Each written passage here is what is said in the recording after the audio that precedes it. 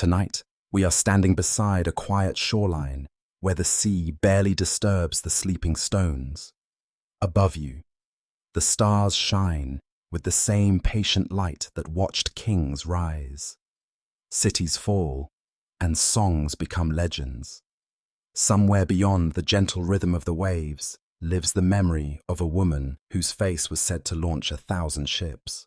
But was she truly the author of that terrible war, or only another soul carried wherever the gods desired, before anyone called her the most beautiful woman in the world, before armies crossed the sea in her name?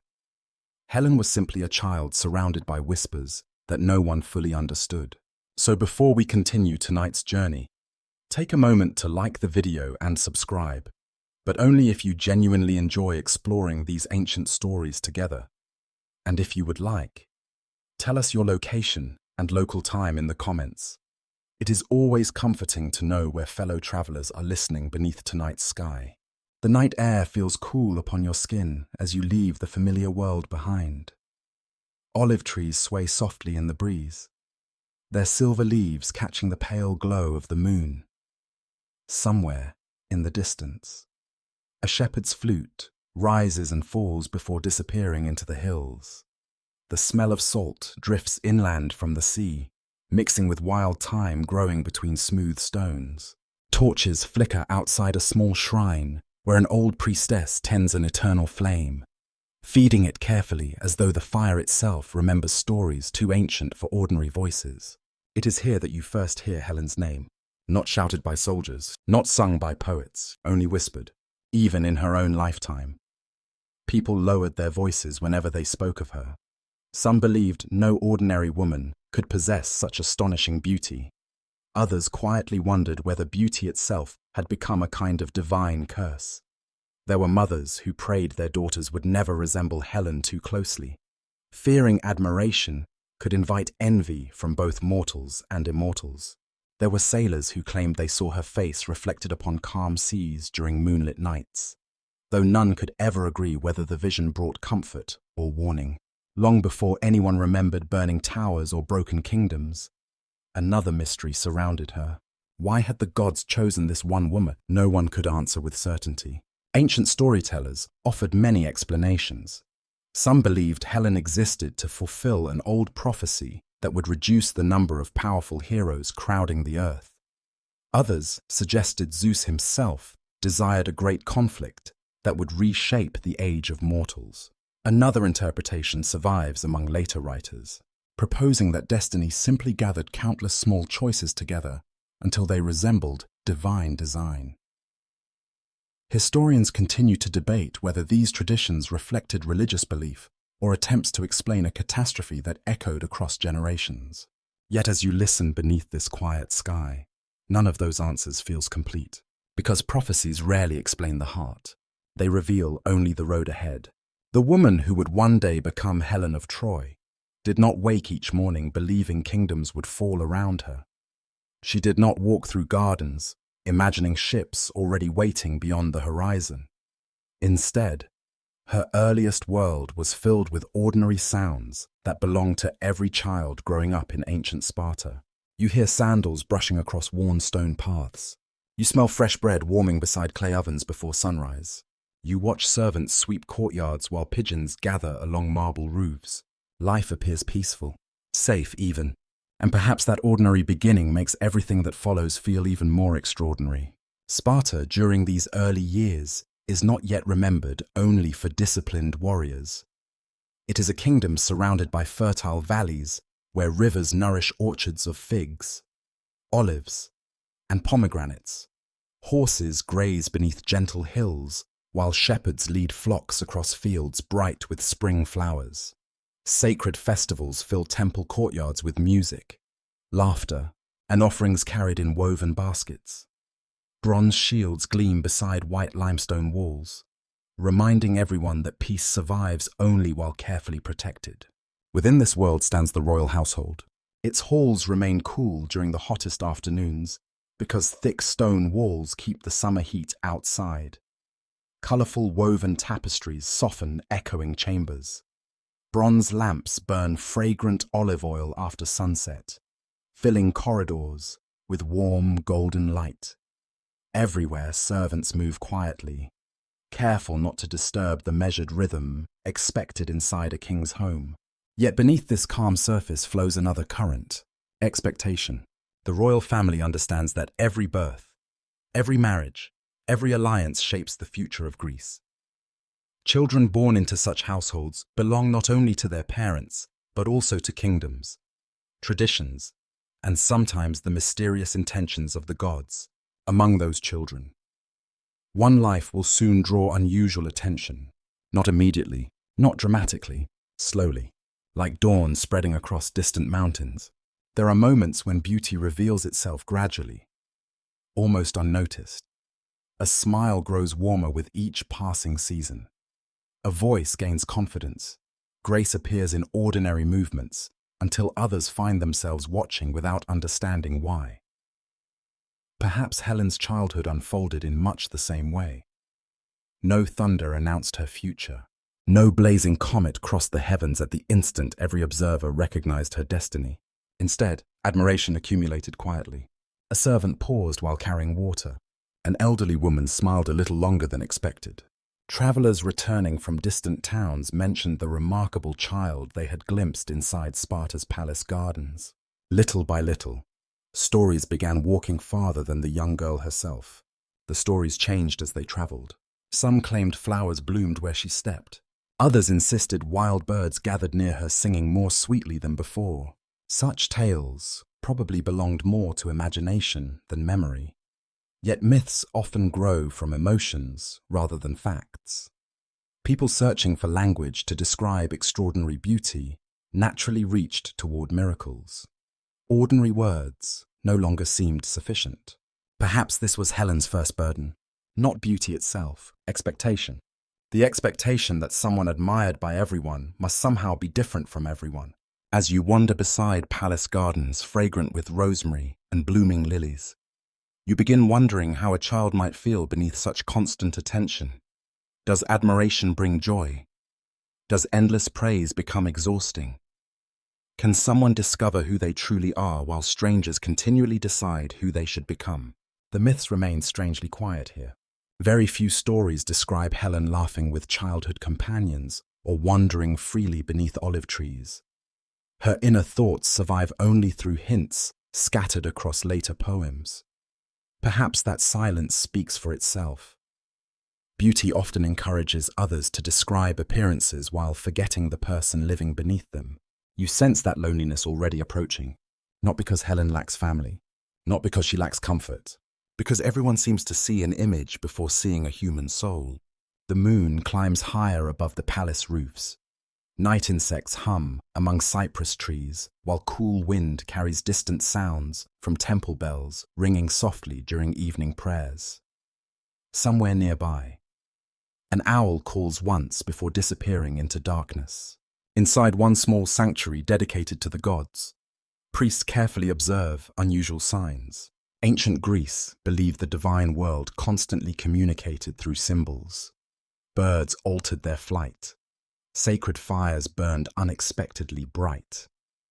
Dreams lingered with uncommon clarity after waking. Even sudden storms arriving beneath clear skies invited careful interpretation. During these peaceful years surrounding Helen's childhood, whispers begin spreading that unusual omens accompany the royal household. One night, a sacred flame reportedly refuses to die despite fierce wind. Another morning, white swans circle above the palace before vanishing toward distant marshes. Elsewhere, a visiting seer quietly studies the stars longer than expected before speaking only a few uncertain words. The child carries more than her own future. Nothing more, nothing less. Whether such moments truly occurred remains impossible to know. Some researchers believe later generations added prophetic signs after Troy's destruction became legendary. Others suggest genuine temple traditions preserved fragments of forgotten rituals surrounding Helen's youth. Ancient memory often blended history and sacred storytelling until separating one from the other became nearly impossible. Yet people believed, and belief itself shapes lives. Imagine growing up while adults occasionally fall silent as you enter the room. Imagine overhearing conversations ending the instant your footsteps approach. Imagine sensing questions nobody wishes to ask aloud. Children notice such things, even when no one explains them. Perhaps Helen slowly realized she occupied a place unlike anyone around her. She may not have understood why. She may even have wished the whispers would disappear. But destiny rarely asks permission before placing invisible weight upon young shoulders. The sea breeze grows cooler now. Above the dark horizon, constellations stretch across the heavens exactly as ancient sailors once saw them. Somewhere beyond those distant waters lies another kingdom where a prince has not yet dreamed of Helen. Somewhere beyond Olympus, immortal beings continue weaving choices that mortals cannot yet perceive. For now, however, Helen remains only a young girl beneath Sparta's peaceful sky. The war has not begun. The ships remain anchored. The towers of Troy still shine untouched by fire. But somewhere beyond the reach of moonlight, another thread of fate has already begun to tighten. And neither gods nor mortals seem willing to cut it. Helen never remembers the moment her story truly begins. How could she? Its mystery belongs to those who watched the heavens before she ever opened her eyes, long before anyone would call her the most beautiful woman in Greece. Another question drifted through temples and royal courts, like incense carried on a quiet breeze. Was Helen simply a princess born into Sparta? Or had something immortal entered the world with her? The answer depends upon which ancient voice you choose to trust. You leave the moonlit palace behind and travel backward into a time wrapped in uncertainty. The roads become quieter, the olive groves younger, even the stars above seem brighter, as though the heavens themselves are preparing to witness an event that no mortal can fully explain. The air smells of damp earth after a gentle evening rain. Frogs sing beside still pools, hidden among reeds, while distant cranes glide across silver water beneath the rising moon. Somewhere, temple bells ring softly as priests complete the final offerings before dawn. It is here that the oldest stories begin. Queen Leda walks alone beside a quiet river. She is already known throughout Lacedaemon for her wisdom, dignity, and uncommon grace. As queen beside King Tyndareus, she understands that every action reflects upon the kingdom. Yet on this peaceful evening, she seeks only silence, leaving behind the responsibilities of court for a few precious moments beneath the open sky. The wind is unusually still. Not a single olive leaf seems willing to move. Then comes the sound. Wings. Not hurried, not frightened. Steady. A magnificent white swan descends from the darkness above, its feathers glowing softly beneath the moonlight. Ancient poets describe the bird with impossible elegance, every movement effortless, every ripple across the water almost too perfect for the ordinary world. But this is no ordinary creature. Hidden beneath feathers and graceful motion stands Zeus himself. Why the king of the gods chooses this form has never been answered with certainty. Some traditions say he flees the pursuit of a mighty eagle. Others suggest the eagle is merely another shape he commands to complete a carefully arranged illusion. A few surviving interpretations believe the transformation reflects purity rather than deception, allowing divine power to approach the mortal world without revealing its overwhelming brilliance. No version agrees completely. The uncertainty has survived for thousands of years, and perhaps that uncertainty matters more than certainty ever could. Greek mythology rarely asks listeners to solve every mystery. Instead, it invites you to sit quietly beside them, accepting that the gods often remain beyond complete understanding. The swan approaches Leda. Ancient artists painted this meeting countless times upon pottery, temple walls, and marble reliefs. Yet every artist imagined something slightly different. Some emphasized tenderness, others hinted at fear. A few portrayed the encounter as entirely symbolic, representing the mysterious union between heaven and earth rather than a literal event. Historians continue to debate how ancient audiences themselves understood the story. Whatever truly happened, its consequences became impossible to ignore, because sometime afterward, Leda carried within her the beginning of one of mythology's most extraordinary families. You walk now through the royal chambers months later. The scent of beeswax candles fills warm stone corridors. Midwives quietly prepare fresh linens while servants heat water over bronze cauldrons. Outside, the first light of dawn spreads gently across Sparta's distant hills, painting them with soft shades of gold. Everything appears ordinary, until it no longer is. Instead of an ordinary birth, the oldest traditions tell something astonishing: an egg. Not one, perhaps two. Some storytellers insist Leda laid a single enormous egg, unlike anything ever seen before. Others confidently speak of two eggs, each carrying different destinies within their fragile shells. Even among ancient Greeks, there was never complete agreement. From those mysterious eggs emerged children whose lives would shape the entire heroic age. Helen, Clytemnestra, Castor, Pollux. Yet even here uncertainty continues. Some traditions identify Castor as the son of mortal king Tyndareus, while Pollux belongs to Zeus alone. Other versions divide Helen and Clytemnestra between mortal and divine parentage. Another interpretation survives, suggesting every child carried both mortal limitation and divine influence, reflecting humanity's constant struggle between Earth and Olympus. Perhaps that is why these stories endured. Not because they answered every question, because they allowed mystery to remain alive. Imagine standing inside the palace as whispers begin spreading from room to room. The queen is safe, the children are healthy, but no one can explain the eggs. Servants exchange uncertain glances. Priests quietly consult sacred writings. Messengers ride toward nearby sanctuaries seeking guidance from respected seers. The kingdom has witnessed something that refuses ordinary explanation. Outside, dawn birds begin singing among cypress branches. Fresh bread bakes inside palace kitchens. Life continues, yet nothing feels quite the same. You watch the infants sleeping peacefully, unaware of the expectations already gathering around them. Tiny hands curl gently against soft blankets woven from fine wool. Their breathing remains slow and steady, untouched by prophecy. Helen appears no different from any other newborn. Her eyes remain closed, her face perfectly calm. No divine light surrounds her. No heavenly music fills the room. Myth often reminds you that destiny rarely announces itself with constant miracles. Instead, extraordinary lives usually begin in surprising simplicity. Still, the signs continue.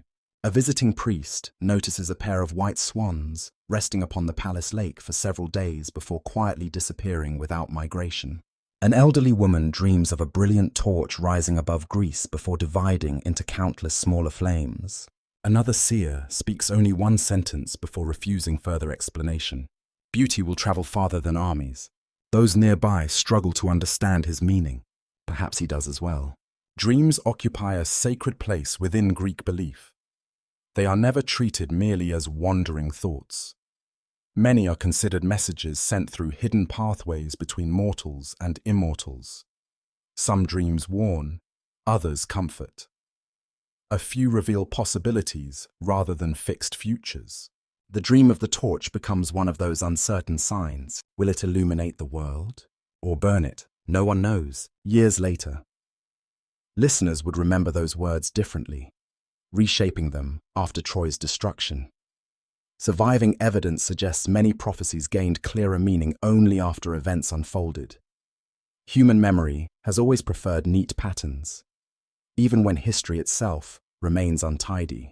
As Helen grows through her earliest months, stories surrounding her continue expanding. Visitors remark upon her unusual calm. Nurses claim she rarely cries. Travelers describe her smile with language that grows increasingly exaggerated each time the tale is retold. Beauty, it seems, begins accumulating legends almost before it fully appears. Yet inside the palace, King Tyndareus behaves not as a man raising a divine miracle, but as a devoted father. You watch him lift the child carefully into his arms. His weathered hands, accustomed to holding spears and reins, move with remarkable gentleness. He speaks softly, words lost beneath the quiet crackling of the hearth. Perhaps he already senses the fragile balance between protecting Helen and preparing her for a future beyond his control. Whether Zeus truly fathered her or not changes surprisingly little about this moment. Love remains entirely mortal.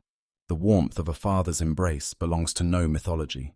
Leda, too, becomes more than a figure inside miraculous legends. She watches her daughter sleeping beside the evening fire while shadows dance across painted walls. The scent of lavender hangs softly in the room. Outside, crickets begin their nightly chorus. Mothers often recognize dangers before anyone else. Perhaps Leda notices strangers lingering a little longer whenever they glimpse the child. Perhaps she hears admiration growing louder each passing season. Perhaps she wonders whether extraordinary gifts always demand extraordinary sacrifices. The myths never tell you. Their silence leaves room for imagination. And sometimes silence reveals more than words. Far beyond Sparta, however, Olympus continues its eternal rhythm. Gods celebrate. Gods argue. Gods fall in love. Gods nurture rivalries lasting centuries. To immortals, one mortal child might seem insignificant, or perhaps not. Some ancient traditions quietly suggest Hera already watched Helen with complicated emotions, seeing within her another reminder of Zeus's countless earthly affairs. Others reject this entirely, insisting Hera's later actions belong to larger struggles among the gods. Again, certainty slips away. The mystery remains. Night settles gently across Sparta. The palace grows quiet. Only the sacred fire continues burning inside the royal hall, its warm glow reaching toward the darkness beyond. The infant sleeps peacefully, knowing nothing of kings, prophecies, or distant cities whose names she has never heard. Yet somewhere beyond the horizon, another child will eventually be born in Troy. His name is Paris. Neither child can imagine that one day their lives will become impossible to separate. For now, destiny remains patient. It has woven only the first thread. Morning arrives gently over Sparta. The first light does not rush across the mountains. Instead, it slowly spills over distant ridges until the stone walls of the royal palace begin to glow with warm shades of honey and pale gold. Cool air carries the scent of wild sage and damp earth. Swallows dart beneath tiled rooftops, while servants sweep yesterday's dust from marble courtyards before the kingdom fully awakens. This is the world in which Helen learns to walk, not yet the woman remembered by poets, simply a little girl whose laughter echoes beneath open colonnades. If destiny has already chosen her, it gives no sign that a child could understand. She chases butterflies, drifting above spring flowers planted beside the palace walls. She kneels beside shallow fountains where clear water reflects clouds moving lazily across the sky. Sometimes she pauses simply to watch dragonflies hover above the reeds, fascinated by wings that shimmer like polished bronze beneath the sun.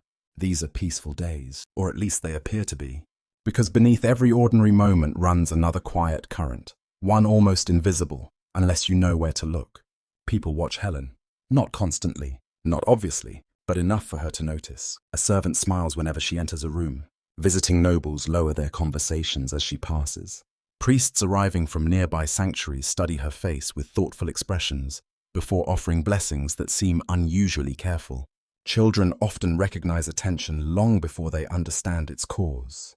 Helen begins asking simple questions. Why do they always look at me? No myth records the answer.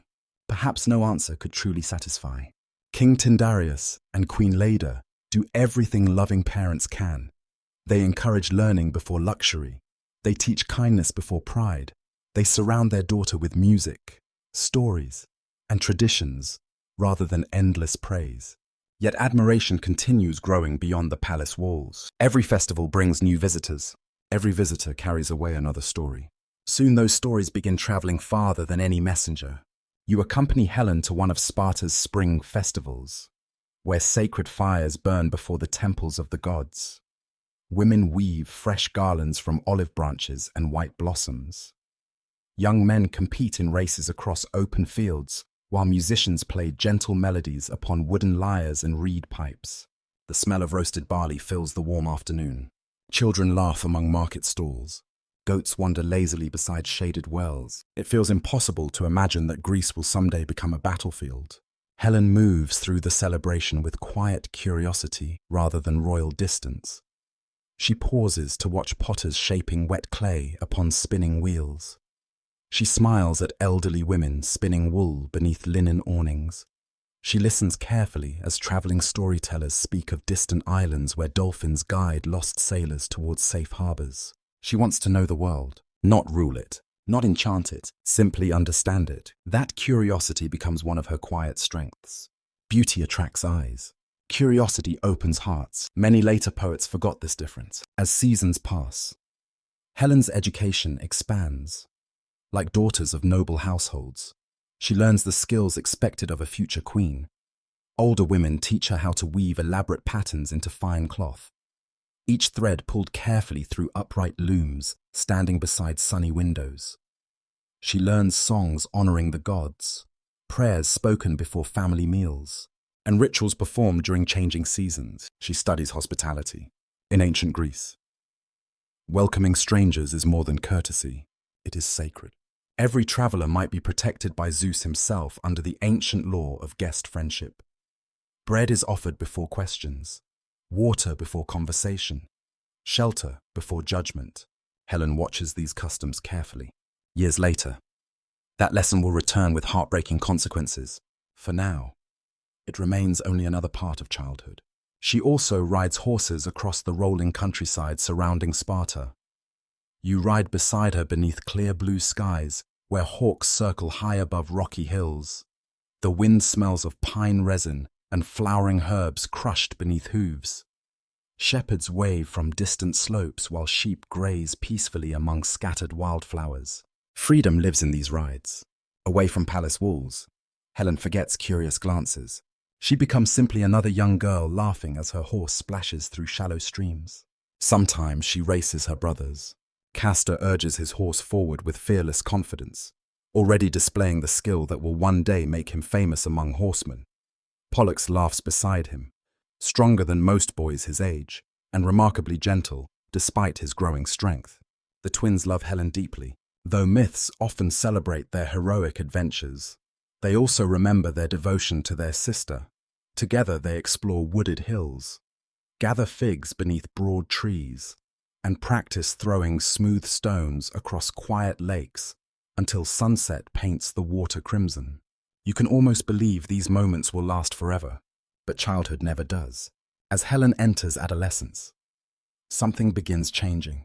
Not suddenly, gradually, like the first leaves turning before autumn fully arrives.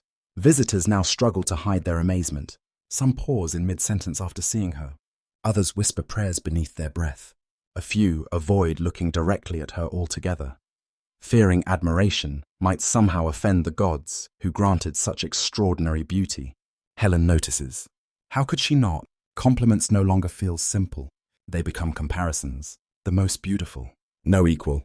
Blessed beyond measure. Such words sound generous, yet they quietly steal something precious. The freedom to be ordinary. You begin sensing a loneliness that Helen herself cannot yet name. When everyone praises your appearance, who notices your thoughts? When strangers admire your face, who asks about your fears? Beauty becomes the first thing everyone sees, sometimes the only thing. The myths rarely describe Helen speaking at great length during these years. Whether this reflects ancient storytelling traditions or something deeper remains uncertain. Some modern scholars suggest later poets deliberately limited her voice, allowing others to define her instead. Another interpretation survives, arguing that silence itself became Helen's shield within a world constantly judging her. Perhaps both contain truth. One evening, she walks alone through the palace gardens after sunset. The air has cooled pleasantly. Jasmine perfumes the darkness while tiny oil lamps flicker along stone pathways. Fireflies drift lazily above flowering shrubs, rising and falling like wandering stars. Helen kneels beside a still reflecting pool. Moonlight transforms the water into polished silver. For the first time, she truly studies her own reflection, not with vanity, with curiosity. Is this really what everyone else sees? A face, bright eyes, golden hair catching moonlight. Nothing appears extraordinary to her, only familiar. Perhaps beauty always feels more mysterious to those observing it than to the person living inside it. An old nurse approaches quietly. She has cared for Helen since infancy, and fears neither queens nor kings enough to hide honest affection. Without speaking, she places a warm woolen cloak around the young princess's shoulders. The night grows cold. Only 4 words, yet they matter. The nurse sees not beauty.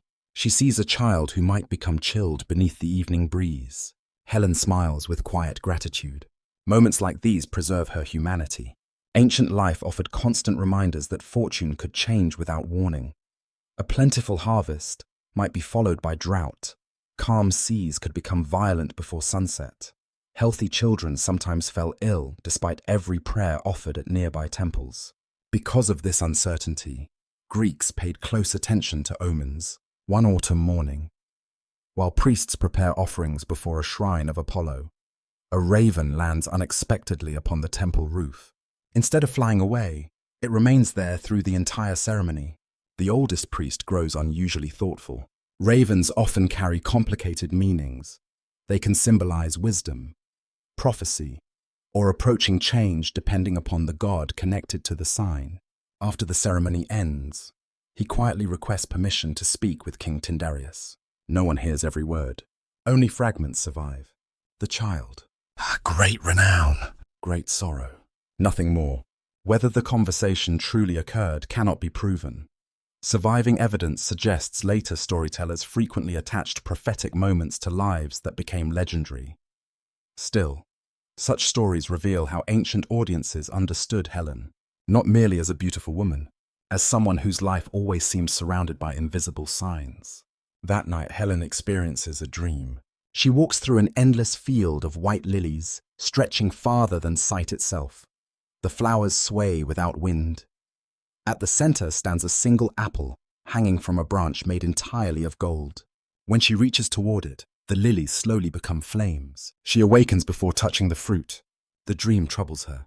She tells no one. Dreams often linger longer than waking memories. Outside her window, dawn begins quietly breaking across Sparta once again.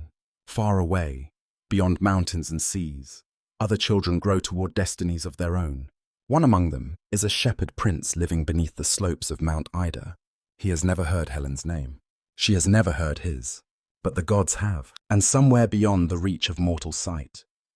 Another thread has just been drawn across the loom of fate. The years pass as quietly as drifting clouds. Childhood begins to loosen its gentle hold, though it does not disappear all at once. Helen is no longer the little girl who chased butterflies through palace gardens. She has grown taller. Her movements have become graceful without effort. Her voice carries calm confidence, softened by kindness rather than pride. Yet the world around her has changed even more. Stories about Helen now travel farther than merchants, farther than kings, farther than the sea itself. You discover this while standing beside a busy harbor where ships from distant islands unload amphorae filled with olive oil, fragrant wine, and bright purple dye. Sailors argue cheerfully while ropes creak against wooden masts. Gulls circle overhead, crying into the salt-laden wind. Between conversations about trade and weather, another subject quietly appears. The Spartan princess. I have heard she is more beautiful than dawn. They say even the gods watch over her. No one agrees where the stories began. Everyone repeats them. Beauty has become reputation. Reputation has become legend. And legends always attract those who believe extraordinary things should belong to them. Among those listeners is a man already famous throughout Greece, Theseus. His name carries enormous weight. You hear it spoken with admiration in one village and caution in another. He is celebrated as the founder of Athens, the slayer of dangerous monsters, the traveler who cleared ancient roads of murderous bandits. His courage seems beyond question, yet heroes are rarely free from ambition, nor from pride. Theseus has reached an age when many of his greatest victories already belong to memory. His closest companion, Pirataus, remains beside him through countless adventures, and together they often seek challenges worthy of songs that future generations might sing. One evening, the two friends sit beside a campfire after hunting in the hills. The scent of pine smoke rises into a sky crowded with stars. Horses graze nearby while crickets fill the darkness with their steady chorus. Their conversation turns toward marriage, not love. Marriage. Pirataus speaks first. If we have lived like heroes, Should we not marry women worthy of heroes? Theseus agrees, but ordinary noblewomen no longer seem enough. Ancient storytellers often pause here, almost as though inviting you to notice the dangerous path forming beneath their feet. Because admiration can quietly become entitlement, and entitlement rarely ends peacefully. The friends make an astonishing decision. They will seek wives whose beauty equals their own legendary reputations. Pirate House, driven by impossible ambition, dreams of Persephone herself, queen of the underworld. Theseus chooses another name, Helen. She is still little more than a girl. Modern listeners naturally recoil at the story, and many ancient audiences likely felt unease as well. Marriage customs in myth frequently differ from historical practice, and heroic legends often preserve actions later generations viewed with discomfort. Some researchers believe this episode reflects older traditions that symbolized political alliances rather than literal romance. Others argue it survives precisely because Greek mythology never hides the flaws of its greatest heroes. Whatever its deeper meaning, the danger becomes real. You return to Sparta. Summer has arrived. The hills shimmer beneath warm sunlight, while cicadas sing endlessly from olive branches. Young women gather flowers near a sanctuary dedicated to Artemis, goddess of wild places and protector of girls before marriage. Helen walks among them. She carries a woven basket filled with fresh blossoms meant for the altar. Lavender, white lilies, and crimson poppies release their sweet fragrance beneath the afternoon heat. Laughter drifts through the grove. No guards stand close. No one expects violence in a sacred place. The sanctuary feels protected, safe. Then horses appear between the trees. The peaceful rhythm of the afternoon breaks with startling speed. Birds scatter upward in frightened waves. Hooves strike the dry earth with heavy force. Theseus has come. The oldest versions of the myth describe the event briefly, too briefly. Yet if you stand within the moment, you feel its confusion. Voices shouting, women running, flowers falling from overturned baskets, dust rising beneath racing horses. Helen scarcely understands what is happening before strong hands lift her onto a waiting chariot. Fear arrives faster than thought. She calls for her companions, for her mother, for anyone. Only the wind answers. The horses surge forward. Behind them, Sparta disappears beneath clouds of dust. This is Helen's first experience of losing control over her own life. It will not be the last. You ride unwillingly beside the fleeing chariot as rocky roads stretch endlessly ahead. Dry grasses bend beneath the hot wind. Mountains rise like silent guardians, offering no help to those passing below. Theseus speaks little. Perhaps he believes destiny justifies his actions. Perhaps he convinces himself that heroes possess rights denied to ordinary men. Or perhaps even he recognizes the silence growing between himself and the frightened girl beside him. The myths refuse to tell you. Their silence leaves another mystery. How did Helen truly feel during those long days of travel? Ancient poets often described kingdoms and battles more carefully than the emotions of young women. Still, human hearts change very little across centuries. You imagine exhaustion replacing panic, confusion replacing disbelief, questions repeating endlessly. Why me? Will anyone come? Will I ever see home again? Night after night the stars pass overhead. Campfires burn low. Owls call through dark forests, while cool air settles across mountain valleys. Helen wraps herself in a woolen cloak, listening to unfamiliar sounds that make sleep almost impossible. For the first time in her life, she understands what it means to be powerless. Yet hope survives. Back in Sparta, news reaches Castor and Pollux. The twin brothers waste no time. Their horses are saddled before dawn. Bronze armor catches the first rays of morning sunlight as they ride northward with determined companions. Dust trails behind them across the open plains. Unlike many later conflicts in Helen's life, this rescue grows from love rather than politics. Not kingdoms, not alliances, family. The Dioscuri, as later generations would call the twins, become symbols of loyal brotherhood throughout Greece. Their devotion to Helen forms one of the earliest chapters in that enduring reputation. Ancient songs celebrate their relentless pursuit across rivers, through mountain passes, into hostile territory. Every mile brings them closer. Meanwhile, Helen waits. Some traditions place her in the town of Aphidna, under the protection of Theseus's mother, Aethra. Surprisingly, surviving myths rarely portray Helen suffering cruelty there. She is watched carefully but treated with dignity. That detail matters. Greek mythology often reminds you that captivity itself can wound deeply, even when violence remains absent. Freedom cannot be replaced by comfort. One evening, Helen climbs onto a hillside overlooking unfamiliar valleys. The breeze carries the scent of dry pine needles warm throughout the day. Below, sheep move slowly across distant meadows while smoke rises from scattered farmhouses. She looks south, towards Sparta. Though the mountains hide her homeland from sight, she knows its direction. Sometimes hope needs only direction, not certainty. That same night she dreams. In the dream, she stands beside a broad river. A white swan lands upon the opposite shore. It does not cross. It simply watches. Then another pair of brilliant white birds appears beside it. The three birds rise together into the sky. Helen awakens before sunrise.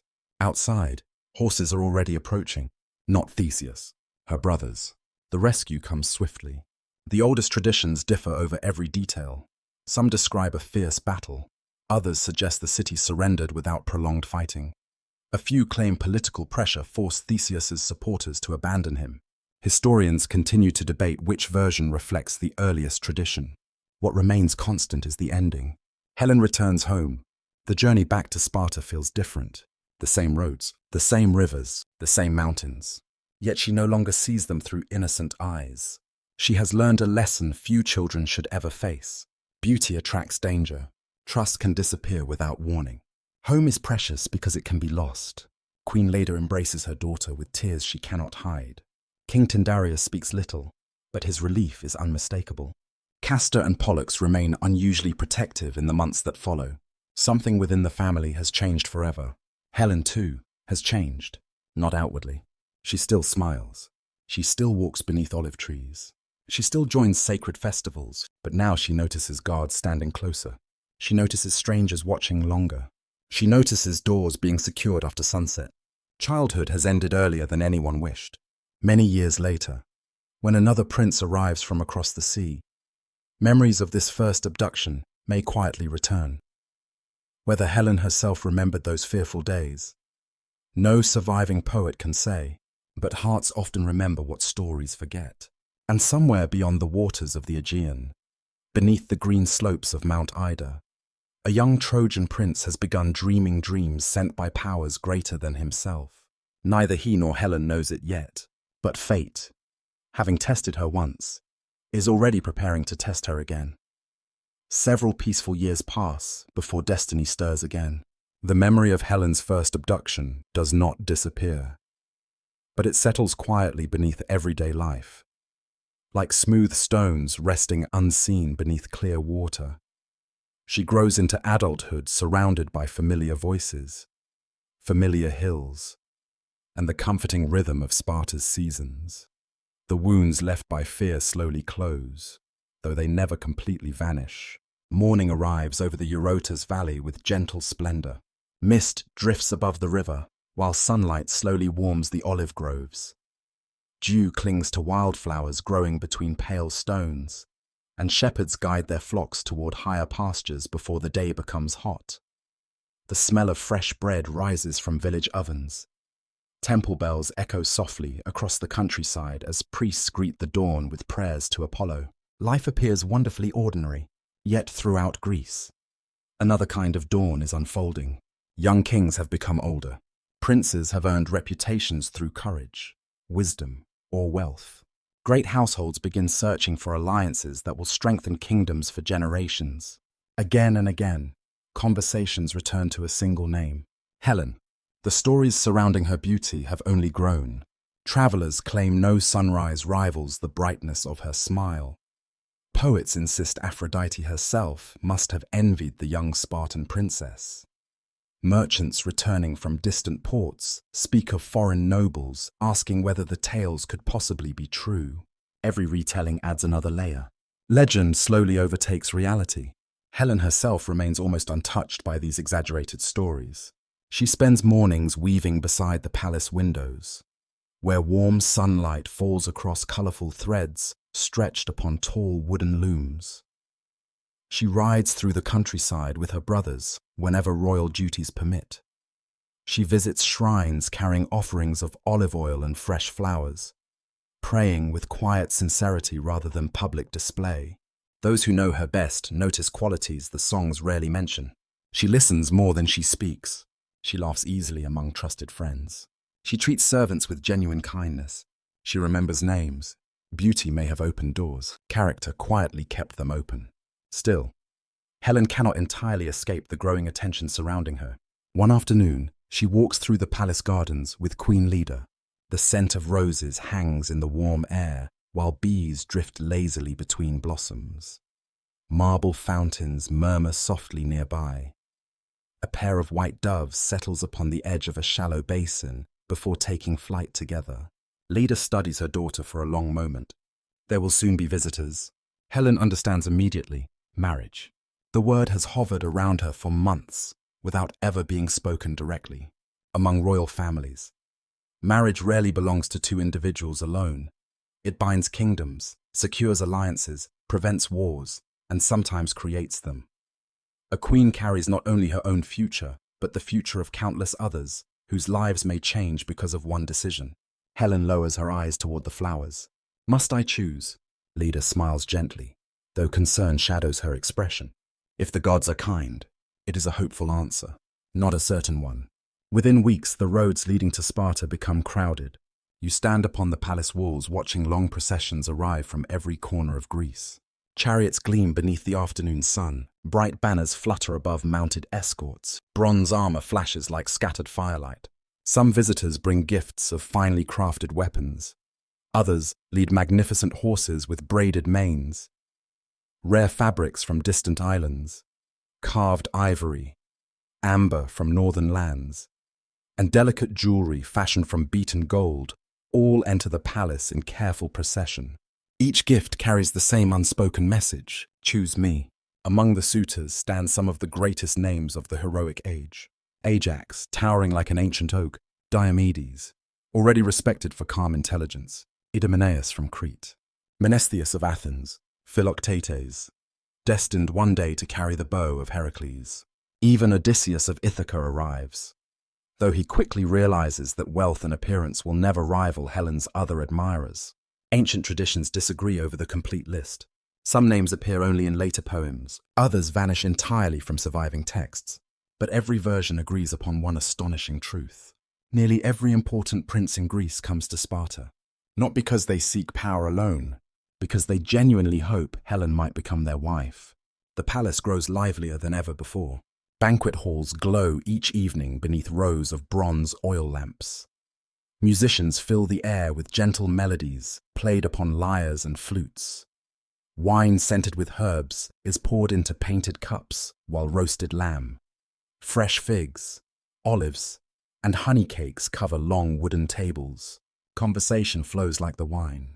Stories of distant battles, tales of dangerous voyages, boasts polished by years of retelling. Helen listens politely. Sometimes she smiles. Sometimes she asks thoughtful questions. Never does she encourage false hope. She has learned that kindness should not become deception. Yet she also recognizes something troubling. Many men admire her. Very few truly know her. One praises her beauty before asking nothing about her thoughts. Another describes the kingdom she would help him rule. A third promises endless luxury. None asks what kind of life she dreams of. You begin sensing the loneliness that often accompanies admiration. To be desired is not always to be understood. Among all the visitors, one man behaves differently: Odysseus. He studies the room more often than Helen herself. The clever prince from Ithaca quickly understands he has little chance of winning her hand. His own island kingdom cannot compete with richer rivals. His appearance lacks the heroic grandeur celebrated in epic songs. Instead of chasing an impossible prize, he quietly observes. Observation has always been his greatest strength. He notices something King Tyndareus himself cannot ignore. Every suitor has arrived peacefully. But what happens after one is chosen? What becomes of the disappointed princes? Each commands loyal warriors. Each possesses wealth and influence. If even one feels insulted, Greece could collapse into endless conflict. The king sleeps poorly. You see him walking alone beneath the palace colonnades after midnight. The marble floor feels cool beneath his sandals, while distant torches flicker against the darkness. The scent of burning cedar drifts from nearby braziers. His daughter deserves happiness. His kingdom deserves peace. Yet he fears choosing one man may create dozens of enemies. That fear proves well-founded. One morning, Odysseus quietly requests a private audience. No grand speeches, no dramatic gestures, only a simple proposal. He asks King Tyndareus to promise him assistance in winning another woman's hand if his advice prevents future bloodshed. The king agrees. Then Odysseus reveals the idea that will shape the destiny of Greece. Every suitor must swear a sacred oath. Each prince will promise to defend Helen's future marriage, no matter which man she chooses. Should anyone ever threaten her husband or attempt to steal her away, every other suitor must come to their aid. The suggestion seems brilliant, perhaps even perfect. The princes gather before the gods. A magnificent horse is sacrificed according to ancient custom, and solemn vows are spoken over sacred offerings. The smoke rises straight into the still morning sky, carrying their promises toward Olympus. You stand among them as one voice after another repeats the oath. They swear by Zeus, by the earth, by the rivers, by the immortal gods who witness every promise. Their words echo across the quiet courtyard. No one laughs, no one hesitates. An oath made before the gods is no ordinary agreement. To break it invites divine punishment. Some later scholars believe this famous oath reflects genuine Bronze Age traditions of political alliances. Others suggest it was created by later poets to explain how so many independent kings united against Troy. Whatever its historical origin, within the mythology, it becomes one of the most important promises ever spoken.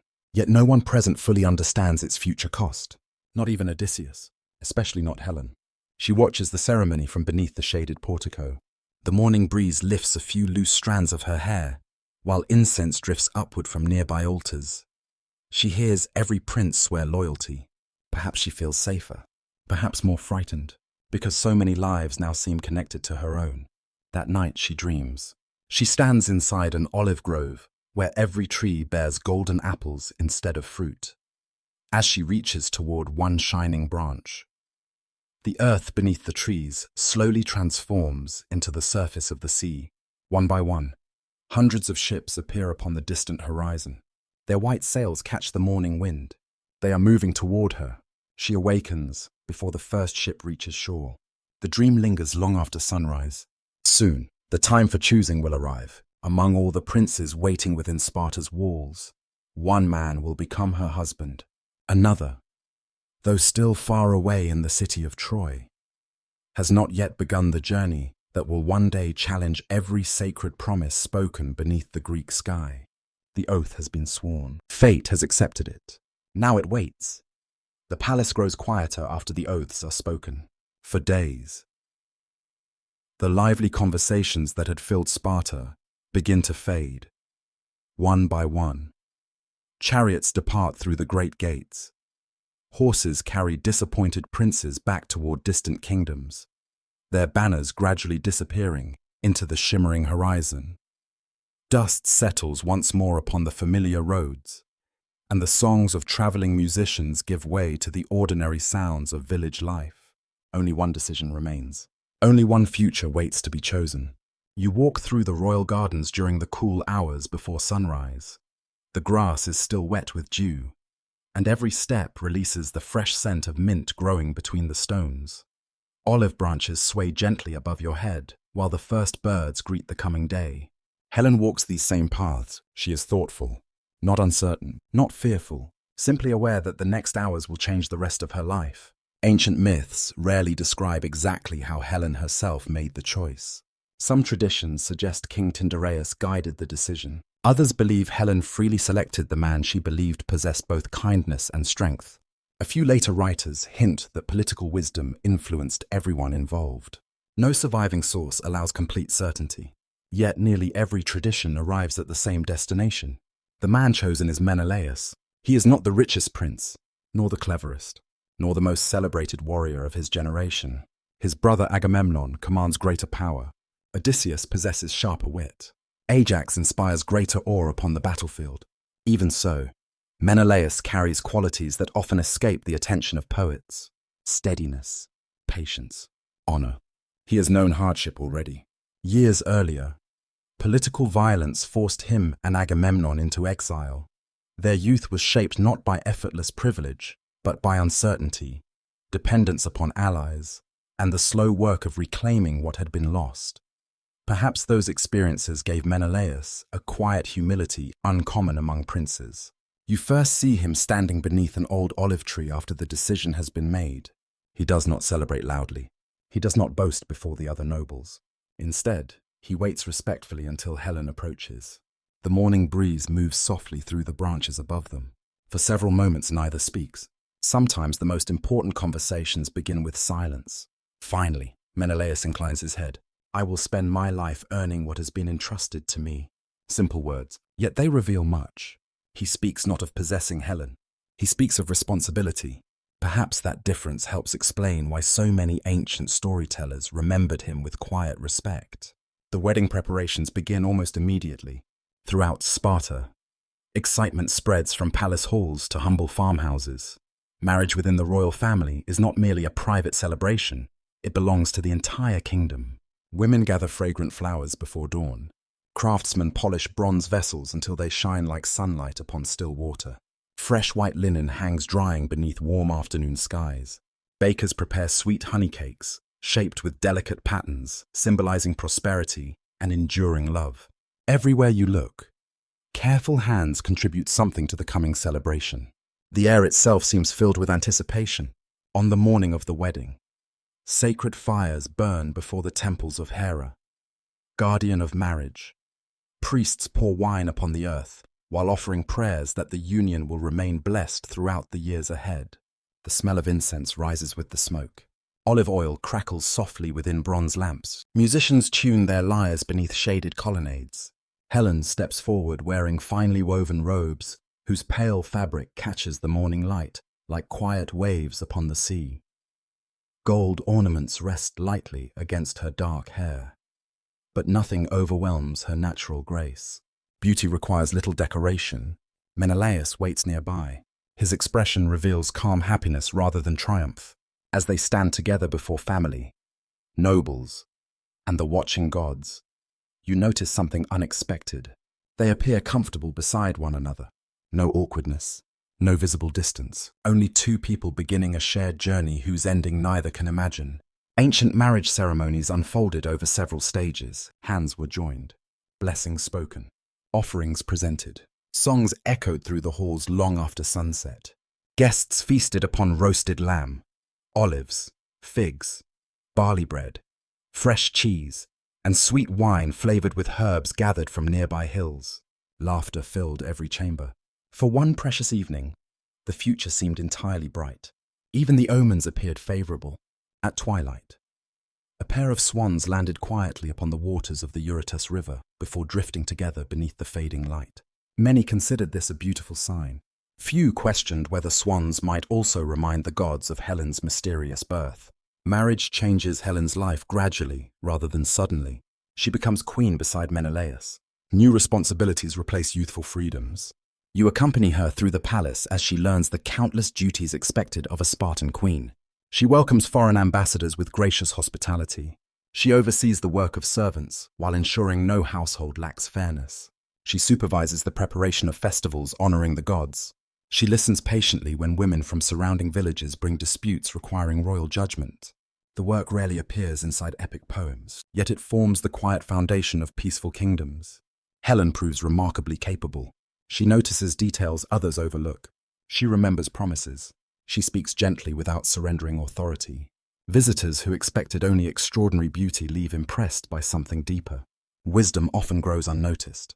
Months become years. The seasons continue their patient cycle. Spring paints the valleys with wildflowers. Summer fills the orchards with ripening fruit. Autumn scents the air with crushed grapes and fresh olives. Winter brings cool rains that leave the countryside shining beneath pale sunlight. Peace settles comfortably over Sparta. It becomes the happiest chapter of Helen's life. Some ancient traditions tell that Helen and Menelaus welcome a daughter. Her name is Hermione, You stand quietly within the nursery, where afternoon light filters through woven curtains. A small cradle rests beside the hearth, warmed by glowing coals. Lavender hangs drying from ceiling beams, filling the room with a gentle fragrance. Helen lifts the infant carefully into her arms. Her face changes, not because beauty has faded, because motherhood has deepened it. She no longer thinks only as a daughter or queen. Now every decision carries another heartbeat within it. The myths say surprisingly little about Hermione. Perhaps that silence reflects the overwhelming fame of her mother. Yet you can easily imagine peaceful mornings spent rocking the child beside open windows while doves coo upon the rooftops outside. These are ordinary moments, and ordinary moments often become life's greatest treasures. Menelaus, too, appears content. He governs with measured judgment, neither seeking needless conquest nor provoking unnecessary enemies. His reputation grows not through spectacular victories, but through dependable leadership. Together they create something rare within Greek mythology. A stable marriage.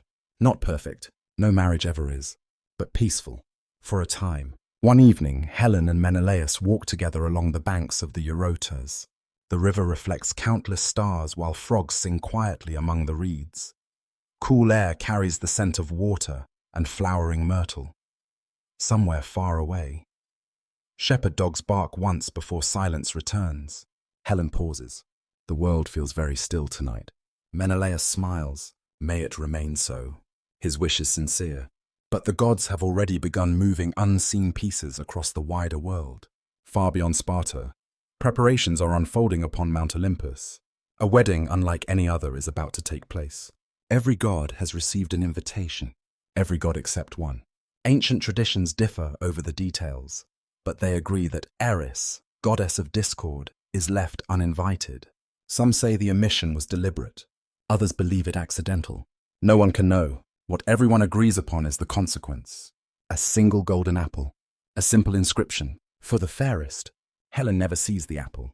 She never hears the argument beginning among Hera, Athena, and Aphrodite. She sleeps peacefully beside her husband while immortal rivalries awaken beyond mortal sight. This is one of mythology's quietest tragedies.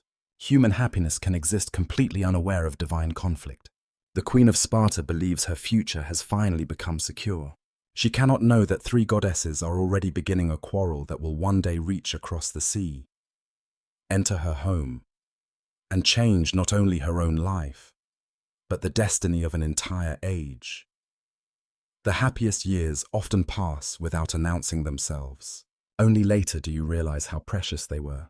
For Helen, life in Sparta settles into a gentle rhythm that seems almost untouched by the storms gathering beyond the horizon.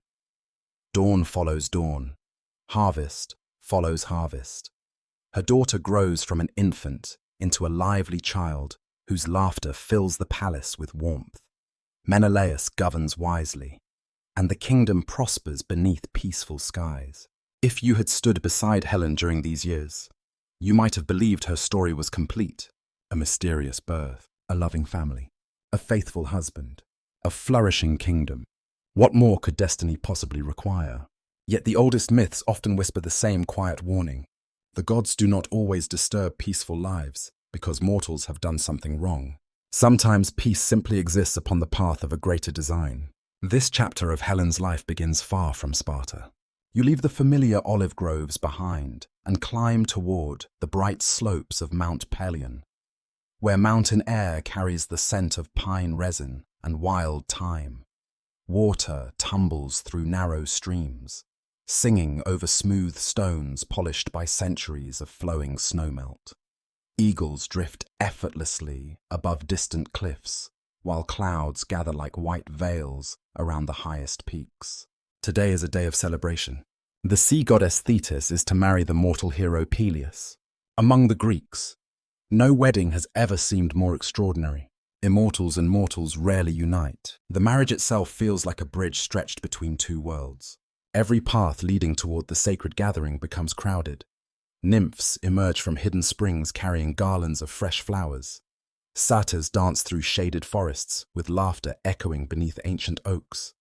The muses arrive singing melodies so beautiful that even the wind seems reluctant to interrupt them. God after god appears. Zeus, Hera, Poseidon, Apollo, Artemis, Athena, Hermes, Aphrodite. Golden light seems to shimmer across the mountain as though Olympus itself has descended to witness the ceremony. Only one figure remains absent: Eris, the goddess of discord. No surviving tradition completely agrees about why she receives no invitation. Some claim Zeus intentionally excludes her, knowing conflict follows wherever she walks. Others suggest the hosts simply hope that leaving discord behind will guarantee a joyful celebration. A few ancient writers quietly wonder whether the omission itself creates the very conflict everyone wished to avoid. The mystery has never been resolved, but perhaps that is fitting, because misunderstanding often begins not with hatred, only with exclusion. Imagine Eris standing alone upon a distant ridge. The breeze lifts her dark robes while she watches music and laughter drifting upward from the wedding below. She hears voices celebrating unity, joy, and love. None have called her name.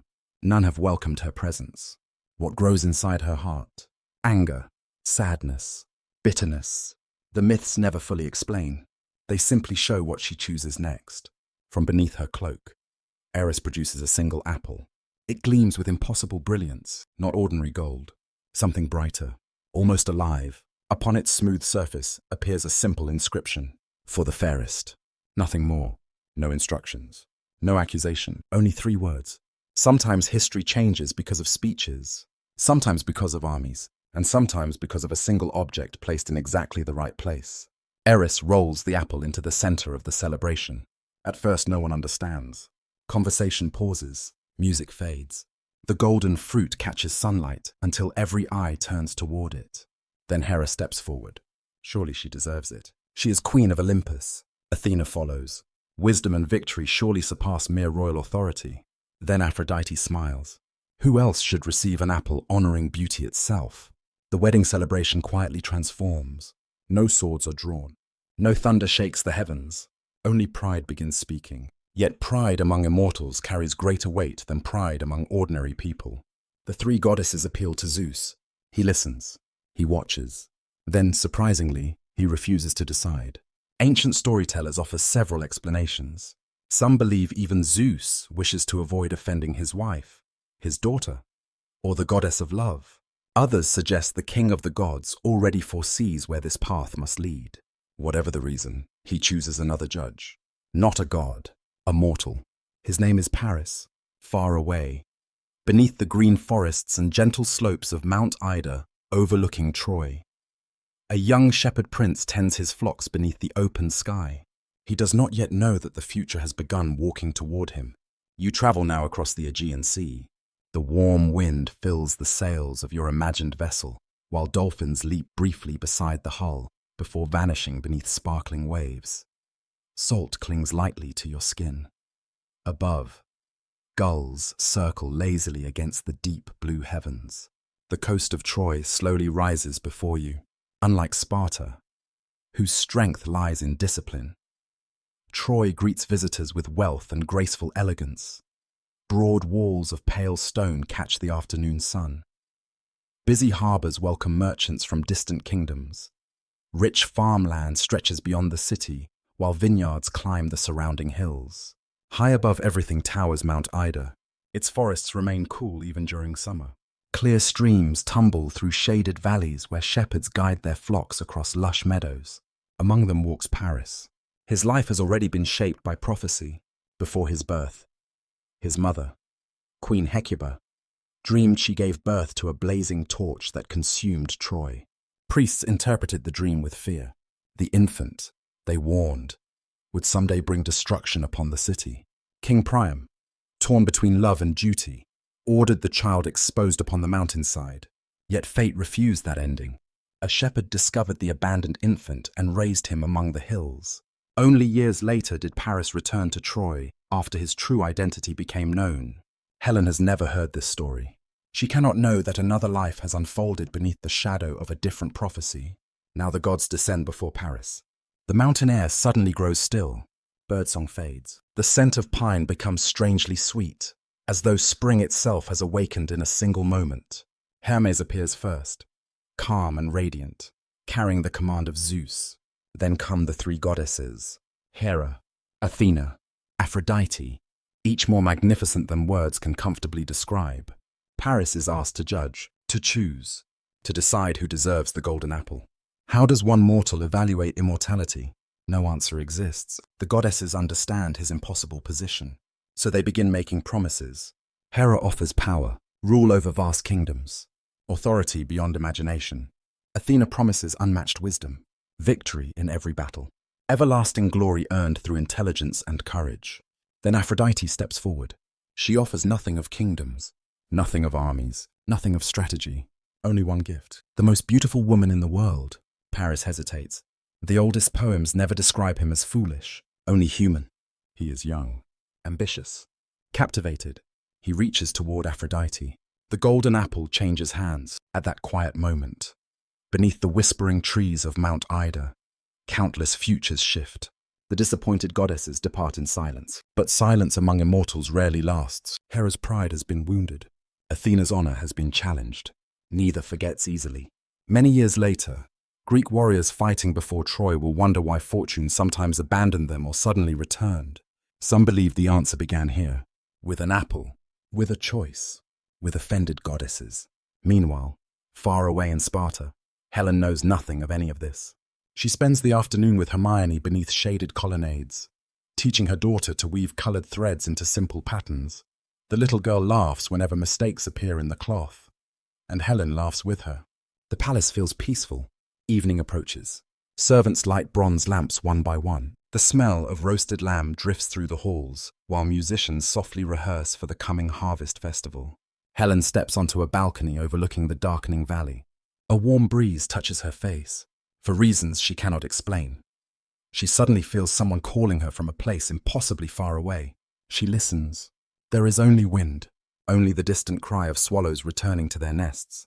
Yet the feeling lingers. That night she dreams. She walks beside the sea at twilight. A single golden apple floats gently upon the calm water, glowing brighter than the setting sun. As she reaches toward it, the sea slowly fills with white sails stretching from one horizon to the other. She awakens before dawn. The dream leaves no clear meaning, only a quiet unease. Far beyond Sparta, Paris has already begun preparing for a diplomatic voyage across the sea. He believes he travels as a prince. Aphrodite knows he travels as an instrument of destiny. And somewhere above them all, the Moirai, the ancient fates, continue weaving threads that neither gods nor mortals can easily break. The sea has always carried more than ships. It carries merchants seeking fortune, pilgrims seeking blessings, messengers carrying hope, and sometimes, without anyone realizing it, it carries destiny itself. Summer settles warmly across the Aegean. The water glitters beneath an endless blue sky, while gentle waves rock fishing boats returning with their morning catch. Along the harbors of Sparta, sailors repair worn sails with practiced hands. Children gather smooth shells along the shoreline, their laughter rising above the cries of circling gulls. Nothing appears unusual. No storm darkens the horizon. No earthquake shakes the land. The gods rarely announce themselves so plainly. Instead, fate approaches under bright skies. Far away in Troy, preparations quietly begin. King Priam has decided to strengthen friendships beyond his own kingdom. Trade between great cities brings prosperity, and diplomacy often prevents needless conflict. Among those chosen to represent Troy abroad stands Prince Paris. The journey seems entirely honorable, official, peaceful. He will visit foreign courts, exchange gifts, strengthen alliances. No mortal watching the busy harbor believes history is preparing to change. Paris himself certainly does not. You walk beside him through Troy's bustling streets before his departure. The city smells of cedar wood, warm bread, fresh figs, and salt carried inland from the harbor. Bronze workers hammer glowing metal beneath shaded workshops while merchants call cheerfully to passing travelers. Women carry clay jars balanced effortlessly upon their shoulders. Priests burn fragrant incense before the temples of Apollo. Life flourishes. No one suspects that one diplomatic voyage will one day reduce these magnificent streets to ashes. Paris pauses before leaving the city. His mother, Queen Hecuba, embraces him. For just a heartbeat. Her expression grows distant. She remembers, long ago, before Paris was born. She dreamed of a blazing torch consuming Troy. The old prophecy has never entirely left her heart.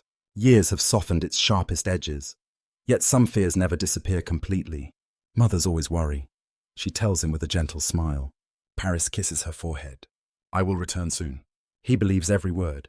So does she. Neither knows that some journeys allow no true return. The ships leave Troy beneath favorable winds. White sails swell proudly against the summer sky, while dolphins briefly race beside the fleet before disappearing beneath sparkling waves. The breeze smells of salt and distant rain. Seabirds glide effortlessly overhead. Among the passengers travels another figure almost invisible to ordinary eyes. Aphrodite, not always in visible form, sometimes only as influence, sometimes as whisper, sometimes as a quiet warmth within the heart that makes impossible choices suddenly feel inevitable. Ancient traditions disagree about how strongly the goddess shaped what followed. Some insist Helen remained entirely free. Others believe Aphrodite's promise to Paris required divine intervention beyond mortal resistance. Still others suggest something more complicated. Perhaps gods do not erase human choice. Perhaps they simply magnify the desires already hidden inside human hearts. The mystery has endured for nearly 3,000 years, and perhaps it always will. The voyage ends peacefully. Sparta welcomes its guests according to the oldest laws of hospitality. King Menelaus himself rides to greet the Trojan delegation beyond the city gates. Dust rises softly beneath the horses, while warm afternoon sunlight gleams across polished bronze armor. There is no suspicion, no hostility, only courtesy. The sacred custom of xenia, guest friendship, governs every gesture. Bread is offered before questions, water before conversation, shelter before politics. To violate this ancient law is to offend Zeus himself, protector of strangers and hosts alike. Paris enters the palace not as an enemy, but as an honored guest. Helen watches from the upper colonnade as the visitors arrive. Her eyes linger only briefly upon the Trojan prince. He appears handsome, graceful, younger than many Greek kings. There is confidence in the way he carries himself, yet not arrogance. For a passing moment, she notices little more. The palace has welcomed many distinguished visitors through the years. Why should this one be different? That evening, a magnificent banquet fills the great hall. Bronze lamps cast warm circles of light across painted walls. Musicians perform gentle melodies while servants carry roasted lamb. Olives, fresh cheeses, honey cakes, and fragrant wine from one guest to another. Conversation flows easily. Paris proves charming. He speaks of Troy's towering walls, fertile plains, and thriving harbors. Helen listens with genuine curiosity. She has never traveled beyond much of Greece. The distant city begins taking shape inside her imagination through his stories. Wide avenues, sacred temples, gardens overlooking the sea, markets filled with merchants from lands she has never seen. Travel has always possessed a quiet magic. It allows unfamiliar places to become almost familiar through words alone. Paris notices something the stories about Helen never prepared him for: her kindness. He expected astonishing beauty. Instead, he finds intelligence, patience, and a calm warmth that puts nervous guests at ease. She asks thoughtful questions. She remembers details from earlier conversations. She laughs softly rather than dramatically, for perhaps the first time since Aphrodite made her promise. Paris begins seeing Helen not merely as the world's most beautiful woman. He begins seeing a person. That makes everything far more dangerous. Days pass. The Trojan guests remain in Sparta longer than originally planned. Some historians believe diplomatic visits during the late Bronze Age often lasted weeks rather than days, allowing rulers time to strengthen alliances through shared ceremonies, hunting expeditions, and religious festivals. The mythology follows that same gentle rhythm. Helen and Paris encounter one another often, never alone at first, always surrounded by courtiers, servants, or members of the royal household. They speak of music, of distant landscapes, of stories learned during childhood. Paris tells amusing tales of shepherd life upon Mount Ida before anyone recognized his royal birth. Helen shares memories of racing horses beside her brothers through the valleys of Sparta. Simple conversations, entirely innocent. Yet beneath every exchange flows another current neither fully understands. One afternoon, Menelaus receives troubling news. His grandfather, Catreus of Crete, has died, and family obligations require the Spartan king to travel overseas for the funeral rites. Duty leaves little room for hesitation. Before departing, Menelaus places every confidence in the sacred customs protecting his household. He turns to Paris. "My home remains yours until I return." The words carry enormous weight. Hospitality creates bonds almost as sacred as family itself. Paris bows respectfully. "You honor me." Helen watches her husband prepare for the voyage. The morning air feels unusually cool despite the season. She helps fasten his traveling cloak while servants load provisions onto waiting wagons. "Return safely," she says quietly. "I always do." Menelaus smiles. Then he rides away beneath clear skies. Neither knows they are sharing their final peaceful farewell. The palace grows strangely quieter after his departure. Official duties continue. Meals are served. Prayers are offered. Life appears unchanged. Yet Helen notices subtle differences. Paris seeks her company more frequently. Not with bold declarations, only conversation. They walk through shaded gardens discussing poetry composed by wandering singers. They stand upon balconies watching sunset paint the distant mountains crimson and gold. Sometimes they simply listen to fountains murmuring beneath flowering vines. There is comfort between them. Comfort can become dangerous, especially when loneliness quietly joins it. Some later poets insist Aphrodite wrapped Helen in irresistible enchantment. Others fiercely reject that idea. In another famous tradition, Helen later blames the goddess herself, suggesting divine influence clouded her judgment. Yet still another version portrays her as choosing freely, drawn towards something missing within the orderly peace of palace life. Which version is true? The myths refuse certainty, perhaps because human hearts themselves rarely offer certainty. One evening, Helen dreams. She walks through an endless palace whose corridors contain countless doors. Behind one door, she hears Hermione laughing.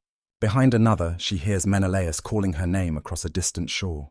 Far ahead, sunlight pours through an open doorway where Paris stands waiting beside the sea. She cannot walk toward all three. She must choose. Before she reaches any doorway, the dream dissolves into darkness. She awakens with tears she cannot explain. Outside, dawn has not yet broken.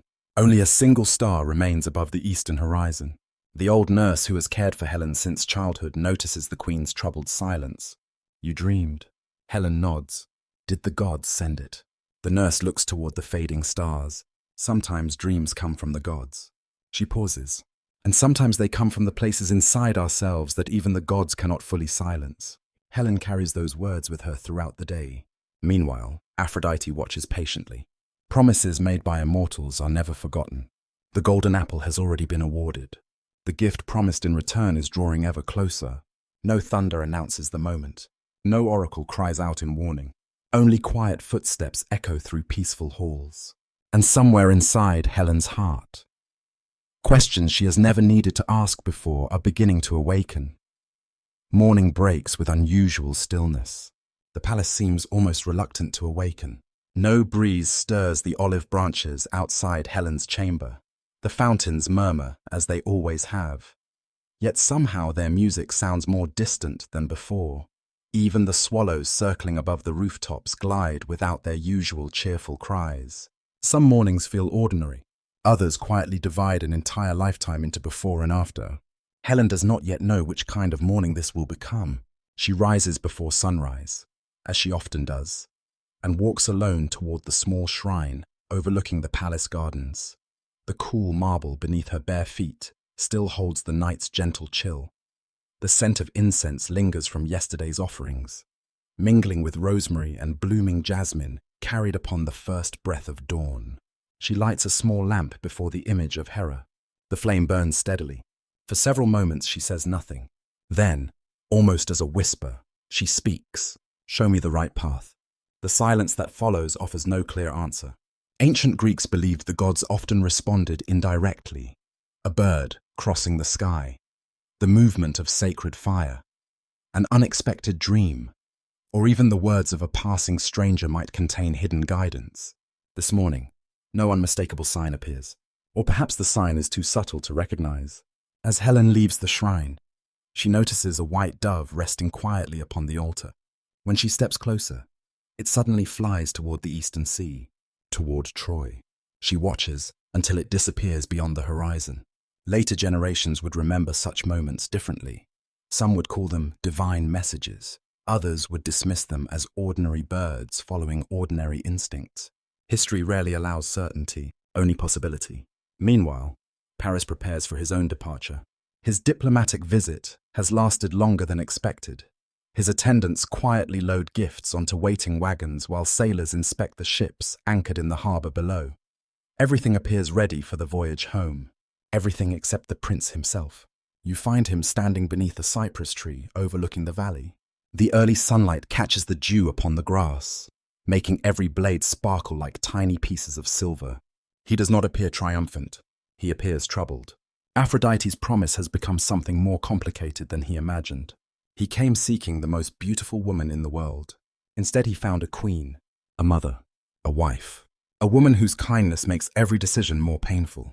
Ancient poetry often portrays Paris as reckless, yet some traditions preserve another image. A young man caught between divine expectation and human conscience. Perhaps both are true.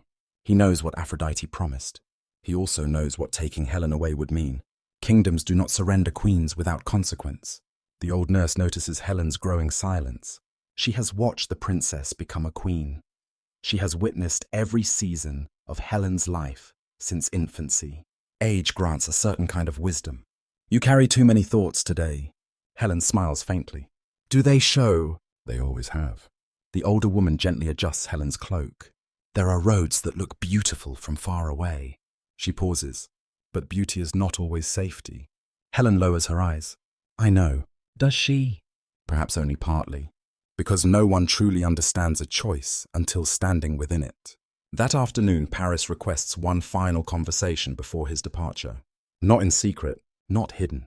They walk through the palace gardens where servants continue tending flowers beneath the warm summer sun. Bees drift lazily between lavender blossoms, somewhere nearby. Hermione laughs while playing with other children beneath the watchful eyes of her attendants. Life continues. As though nothing extraordinary is about to happen, Paris speaks quietly. When I return to Troy, I will remember this place all my life. Helen says nothing at first. She watches sunlight dancing upon the surface of a nearby pool.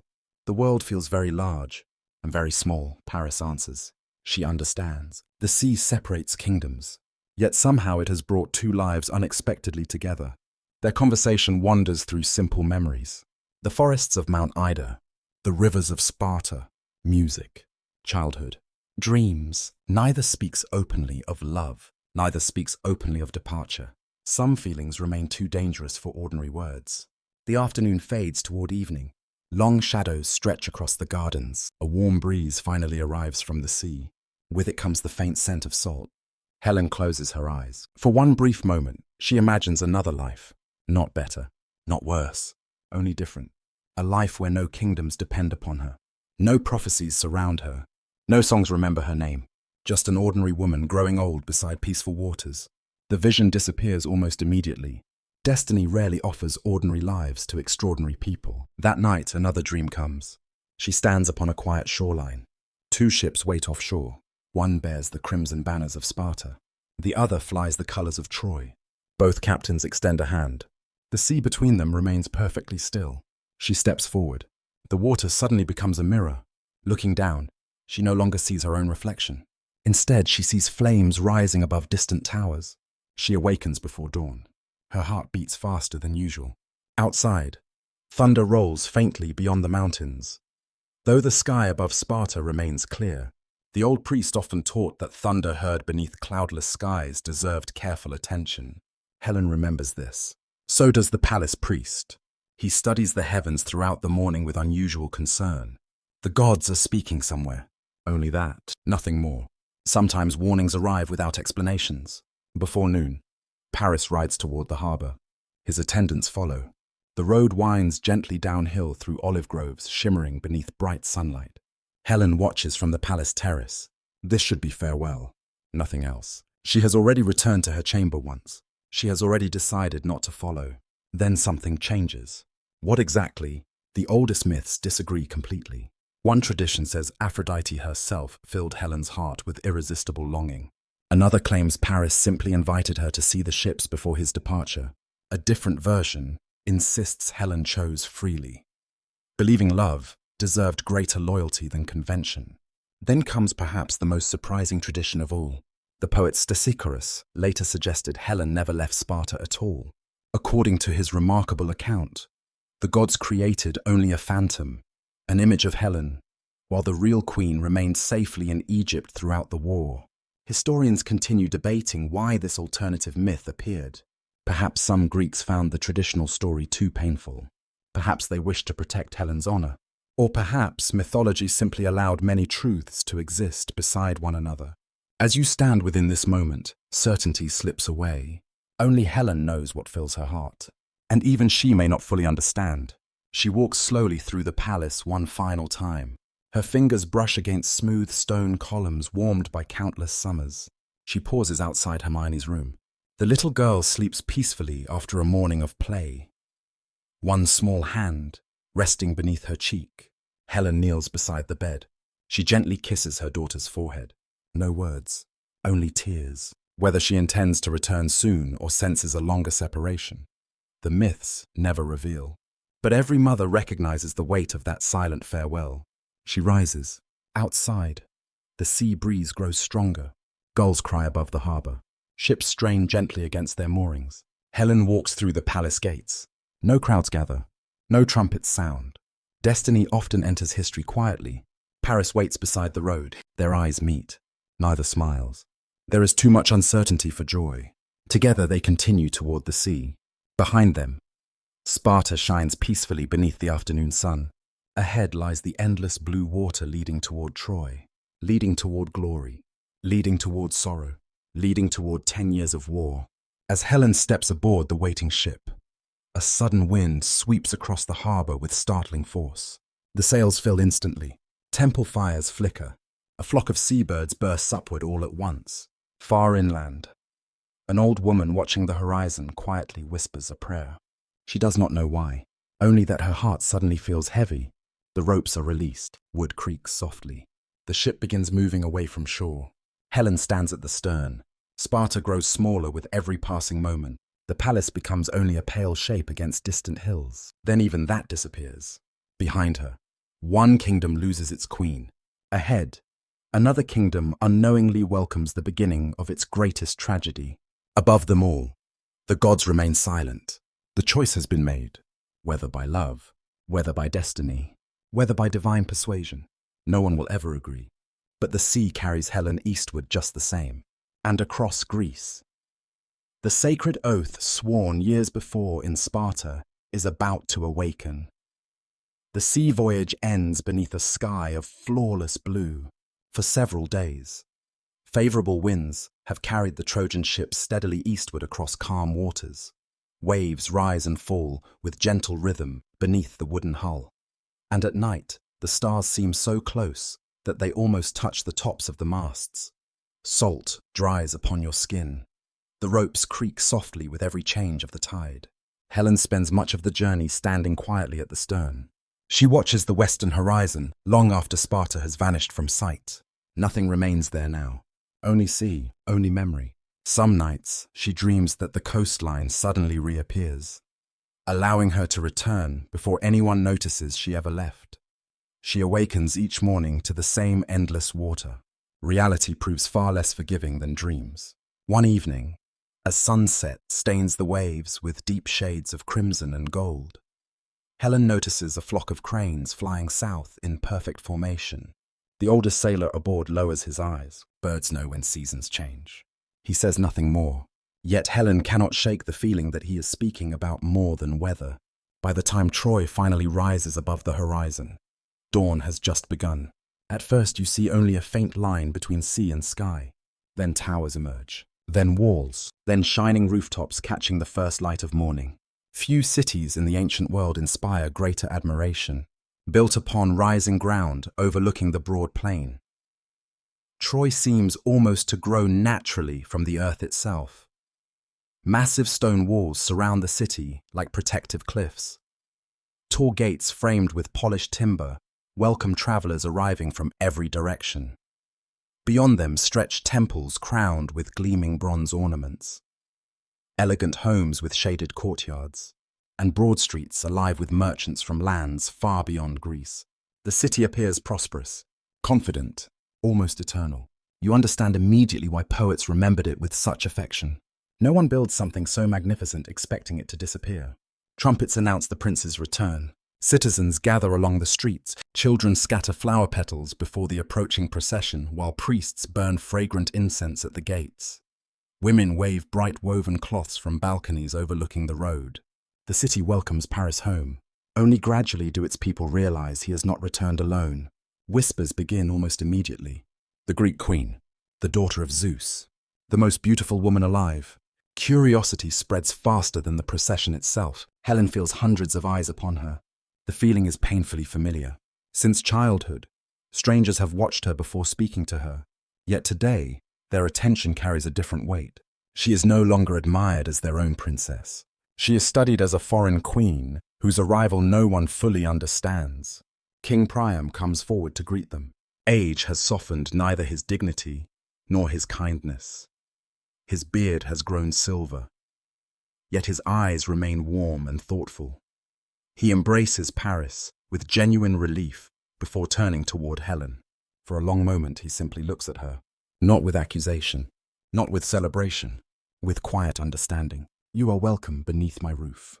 Simple words, yet they reveal the king's character. Whatever questions he carries inside his heart, he chooses hospitality before judgment. Queen Hecuba approaches next. She studies Helen carefully. For just an instant, an old memory passes across her face. The dream, the burning torch, the prophecy spoken before Paris was born.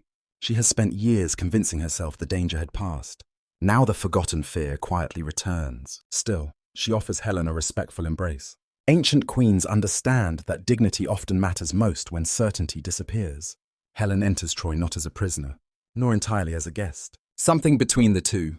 The palace prepared for her overlooks the broad plain stretching west toward the sea. From its upper terraces, she can see rivers winding through fertile fields where farmers guide oxen beneath the afternoon sun. Beyond the plain rises only a faint blue line. Somewhere beyond that distant horizon lies Greece.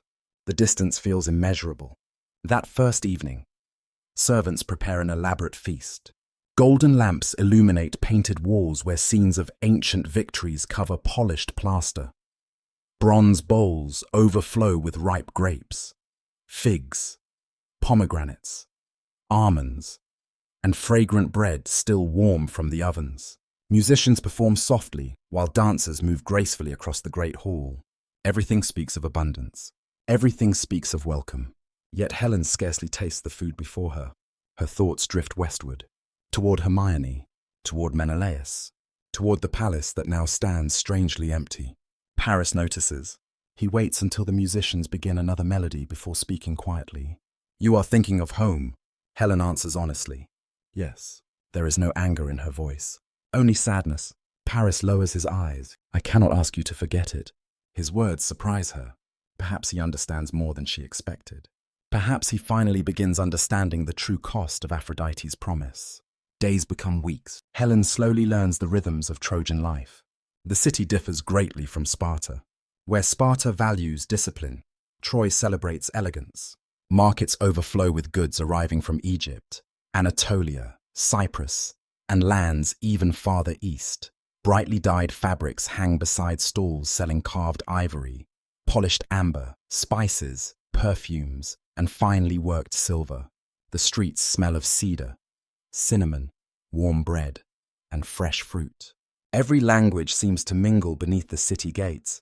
Helen finds herself fascinated, not because Troy replaces Sparta, because it reveals another world she never imagined.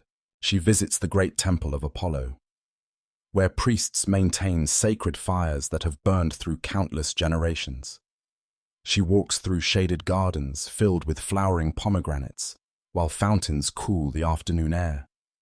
She listens to musicians whose melodies differ subtly from those she learned in Greece. New places awaken quiet curiosity, yet curiosity cannot erase longing. One afternoon, Helen climbs the highest terrace overlooking the western plain. A cool breeze lifts her hair, while distant clouds cast slow-moving shadows across the fields below. She counts the rivers. She watches shepherds leading flocks. She studies every road disappearing toward the horizon, as though one might somehow lead back to Sparta. An elderly Trojan woman quietly joins her. She has served Queen Hecuba for decades and possesses the gentle confidence that often comes with age. "You miss your home?" Helen nods. "Every day." The old woman smiles sadly. "I was born far from Troy." Helen turns toward her. "When I first came here, I believed my heart had been divided forever. And now, it still is." The answer offers neither comfort nor despair. Only truth. Human hearts can belong to more than one place. Perhaps that is both their greatest strength and deepest sorrow. Meanwhile, news begins traveling across the sea.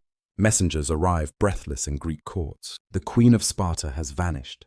The Trojan prince has returned home with her. Some reports speak of love. Others accuse theft. Still others whisper that the gods themselves have woven deception impossible for mortals to understand. Every version reaches the same conclusion. Menelaus has been dishonored. When the Spartan king returns from Crete, he finds an empty palace, an empty chamber, an empty place at the evening table. The silence speaks louder than any messenger. Ancient poets describe his grief differently. Some emphasize wounded honor, others genuine heartbreak. Perhaps the two cannot truly be separated. A husband loses his wife, a king loses his queen, a father loses the mother of his child. One loss contains many others. Back in Troy, Helen remains unaware of how quickly events unfold. She believes there may still be time. Time for explanation. Time for peace. Time for understanding. Many people believe that before wars begin, someone surely steps forward to prevent them. History often proves otherwise. One evening, Cassandra passes Helen within the palace gardens. The princess of Troy, blessed with perfect prophecy yet cursed never to be believed, pauses beneath a flowering tree. She studies Helen with eyes filled by unbearable knowledge. For a heartbeat it seems she might speak. Instead she whispers only one sentence. The gates still stand. Then she walks away. Helen watches her disappear among the cypress trees. The words make little sense, yet they remain with her long after sunset. That night another dream arrives. She stands upon Troy's mighty walls. Below, countless torches appear across the plain like stars fallen to earth. The lights grow brighter, closer. The ground begins trembling beneath marching feet. She awakens before dawn. Outside, thunder echoes far beyond the sea. The sky above Troy remains perfectly clear. Priests look uneasily toward the western horizon. Birds change their usual flight. Dogs bark restlessly throughout the city. Some notice. Most do not. High above Olympus, the gods continue watching. Far across Greece, the kings who once swore an oath before Helen's father are beginning to remember every sacred word they spoke. The promise has slept for years. Now it begins to awaken. Summer fades into autumn. Autumn yields quietly to winter. Then spring returns once more. The seasons continue their patient circle, as though the earth itself refuses to hurry. Even while human hearts race toward catastrophe, from the highest towers of Troy, Helen watches another dawn spread across the great plain below. Mist hangs low over the river Scamander, turning the valley into a sea of pale silver. Shepherds once led their flocks across these fields. Farmers once guided oxen through rich soil beneath singing skylarks. Now the plain belongs to soldiers. Thousands of tents stretch across the shoreline where the Greek fleet has come to rest. The sails that once carried merchants now shelter warriors. Cooking fires replace fishing boats. The smell of smoke replaces the scent of wildflowers. The oath sworn years earlier in Sparta has reached its terrible fulfillment. They came. Every king who once raised his hand before the sacred altar has answered Menelaus's call. Agamemnon, Odysseus, Ajax, Diomedes, Nestor, Idomeneus, Philoctetes, though delayed by misfortune. Countless others, not because they all hated Troy, because they had promised. An oath spoken before the gods had become stronger than personal desire. Helen watches the endless camp spreading beside the sea. A strange feeling settles inside her. Many of those banners belonged to men she once welcomed into her father's palace. Some had laughed with her during the feast of the suitors. Some had danced beneath the same torchlight. Some had wished her happiness when she married Menelaus. Now they have crossed the sea wearing armor. How quickly friendship becomes memory. King Priam summons his council. The great hall fills with princes, commanders, and elders whose faces reveal equal measures of determination and unease. Maps are spread across polished tables, while messengers arrive almost without pause. War still seems avoidable, at least for a little longer. The Greeks send envoys demanding Helen's return. Among them stands Odysseus. Years earlier, he had proposed the famous oath. Now he returns because of it. You can almost imagine what he feels while approaching the gates of Troy. He remembers Sparta. He remembers Helen's wedding. He remembers the promise every prince willingly made. How different the world once seemed. Helen requests permission to attend the audience. Priam agrees. The hall grows remarkably quiet as Odysseus enters. Time has changed him. There are more lines around his eyes now, more caution in every movement. Yet his gaze remains as clear and thoughtful as ever. For a brief moment his eyes meet Helen's. Neither speaks. What words could possibly bridge so much distance? The Greek envoys deliver their message with dignity rather than anger. Return, Helen. Restore the treasures carried from Sparta. Let peace survive. Priam listens patiently. The council debates for hours. Some urge compromise. Others insist Troy cannot surrender a prince's wife without destroying its own honor. Paris refuses entirely. He will not give Helen back. The decision settles over the chamber like winter frost. No voice celebrates. Everyone understands. Another road has quietly closed. That evening, Helen walks alone along the palace terrace. The wind blowing inland from the sea carries faint sounds impossible to mistake. Hammer striking bronze, men shouting commands, the distant rhythm of marching feet. War has begun preparing its own music. She closes her eyes. For one impossible moment, she imagines walking alone between the two armies, speaking to every king, every prince, every soldier, asking them to return home. Would anyone listen? Perhaps. Perhaps not. Some choices become larger than the people who first made them. The first battles begin cautiously. Small clashes, scouting expeditions, challenges between champions. Both armies still hope decisive victories might end the conflict quickly. Instead, every battle creates another reason to continue fighting. Ancient wars rarely begin with their greatest tragedies. They build toward them. Day after day, Helen climbs the western tower. From there, she sees nearly everything. Dust rising where cavalry crosses the plain. Sunlight flashing across countless bronze shields. Smoke drifting upward from campfires. Sometimes the wind even carries the sharp sound of distant trumpets all the way to the city walls. The people of Troy continue living as best they can. Markets remain open. Children still play in shaded courtyards. Priests still perform morning sacrifices before the temples. Life refuses to surrender completely, yet every family now counts fathers, brothers, sons, or husbands among the defenders. The city breathes more quietly than before. One afternoon, King Priam invites Helen to stand beside him upon the great walls. Below them, the Greek army prepares for another day of battle. The old king points toward the distant commanders one by one. His voice remains calm. Tell me their names. It becomes one of the most remarkable moments preserved in the Iliad. Helen does not insult her former countrymen. She does not exaggerate. She simply remembers. There stands Agamemnon. She describes his commanding presence. There is Odysseus. She smiles faintly, recalling how easily others underestimated him. There is Ajax, a giant among men. As she names them, memory quietly replaces hatred. These are not faceless enemies. They are men she once knew, men who laughed, men who hoped, men who dreamed of peaceful futures. Now they wear helmets instead of wedding garments. Priam listens carefully. Then, unexpectedly, he turns toward Helen. My child. The words catch her completely by surprise. Not queen, not stranger. My child. It is not you I blame. His voice grows softer. I blame the gods who have brought this war upon us. For a long moment, neither speaks. Some modern readers see Priam's kindness as one of Homer's most profoundly human moments. Even surrounded by war, compassion survives. Helen lowers her eyes. If only I had died before any of this. The confession escapes almost as a whisper. It is among the saddest lines attributed to her in ancient literature. Not self-pity, only grief. She has begun carrying a burden no one else can truly lift. The battles continue. One morning, Menelaus challenges Paris to single combat. The proposal seems reasonable. Let two men decide what thousands need not. The armies gather beneath a bright sky. Spears gleam. Standards flutter. Even the wind seems reluctant to move. Helen watches from the walls. Her hands tremble. If Paris dies, if Menelaus dies, either outcome tears away part of her life. She no longer belongs entirely to one world. The duel begins. Bronze crashes against bronze. Dust rises beneath struggling feet. Menelaus gradually gains the advantage. Paris stumbles. His helmet strap snaps beneath Menelaus's grip. For one terrible heartbeat, it seems everything will end. Then Aphrodite intervenes. Ancient tradition tells that the goddess surrounds Paris with mist and carries him safely back into Troy. The duel ends without resolution. Once again, the gods refuse mortals a simple ending. Helen returns to the palace. Paris waits there, alive, relieved. She studies him silently. Something has changed. Not her affection, her understanding. Divine favor can save individuals. It cannot save nations forever. That night she dreams once more. She walks through a great olive grove. Every tree bears bronze leaves instead of green.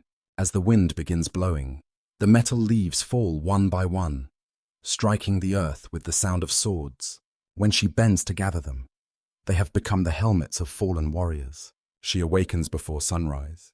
Outside her window, a raven lands briefly upon the palace roof. It calls 3 times, then flies west. The palace priests exchange uneasy glances. Ravens rarely linger without reason. Whether omen or coincidence, no one can say. Days become months. Months become years. The war no longer feels like a passing storm. It has become the climate itself.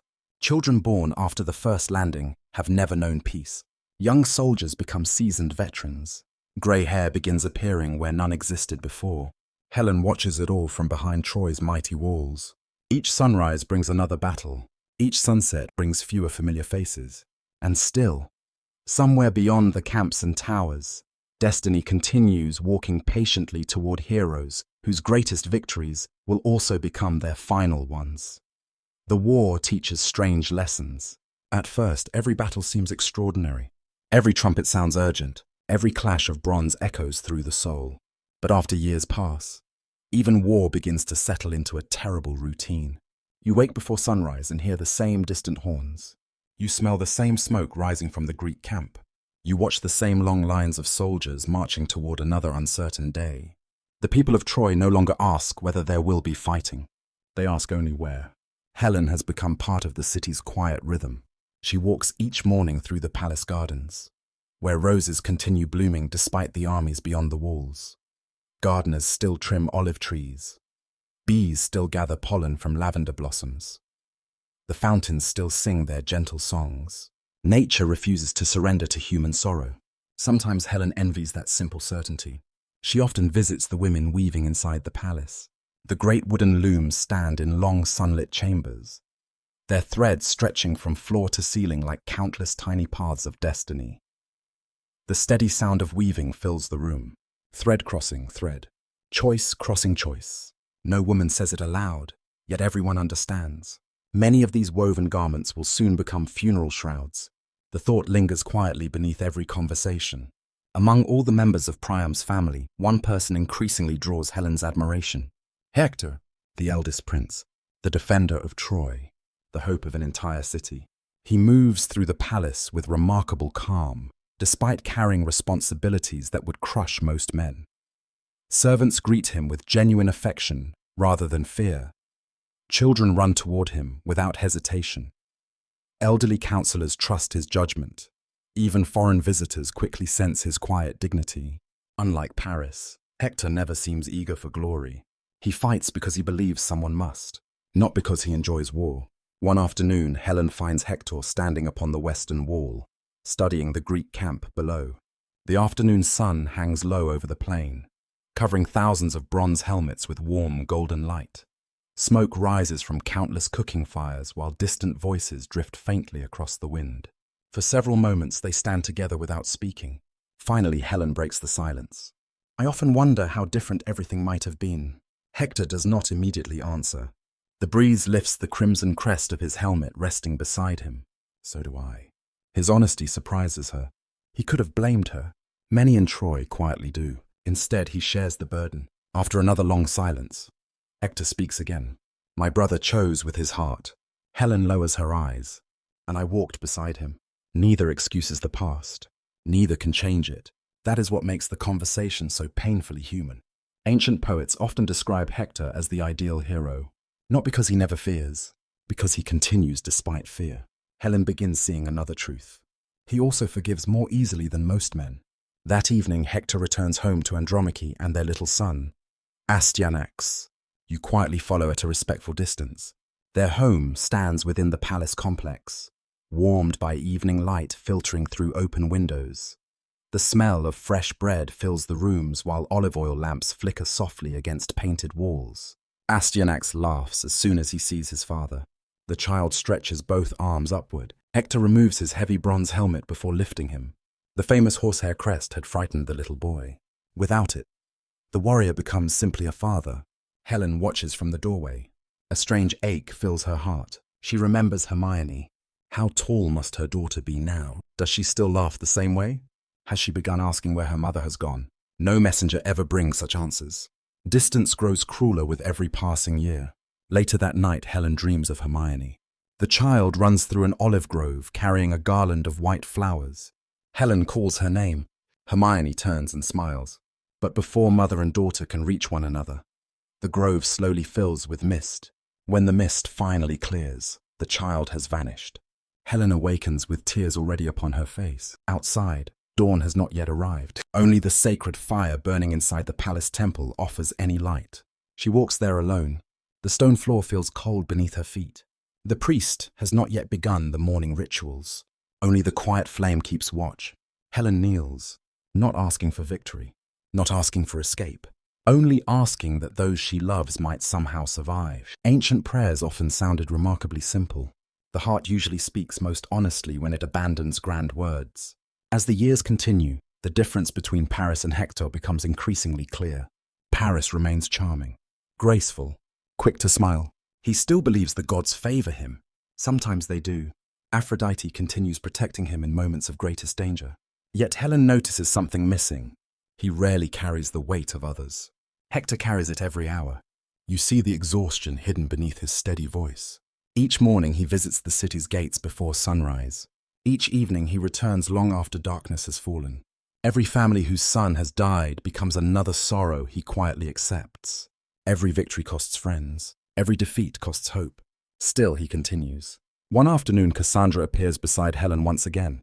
The prophetess stands beneath a cypress tree watching ravens circle above the western towers. They are closer. Helen follows her gaze. The Greeks. No. Cassandra's voice barely rises above a whisper. The end. She walks away before Helen can ask another question. The palace servants exchange uneasy glances. Everyone respects Cassandra's gift. No one believes her warnings.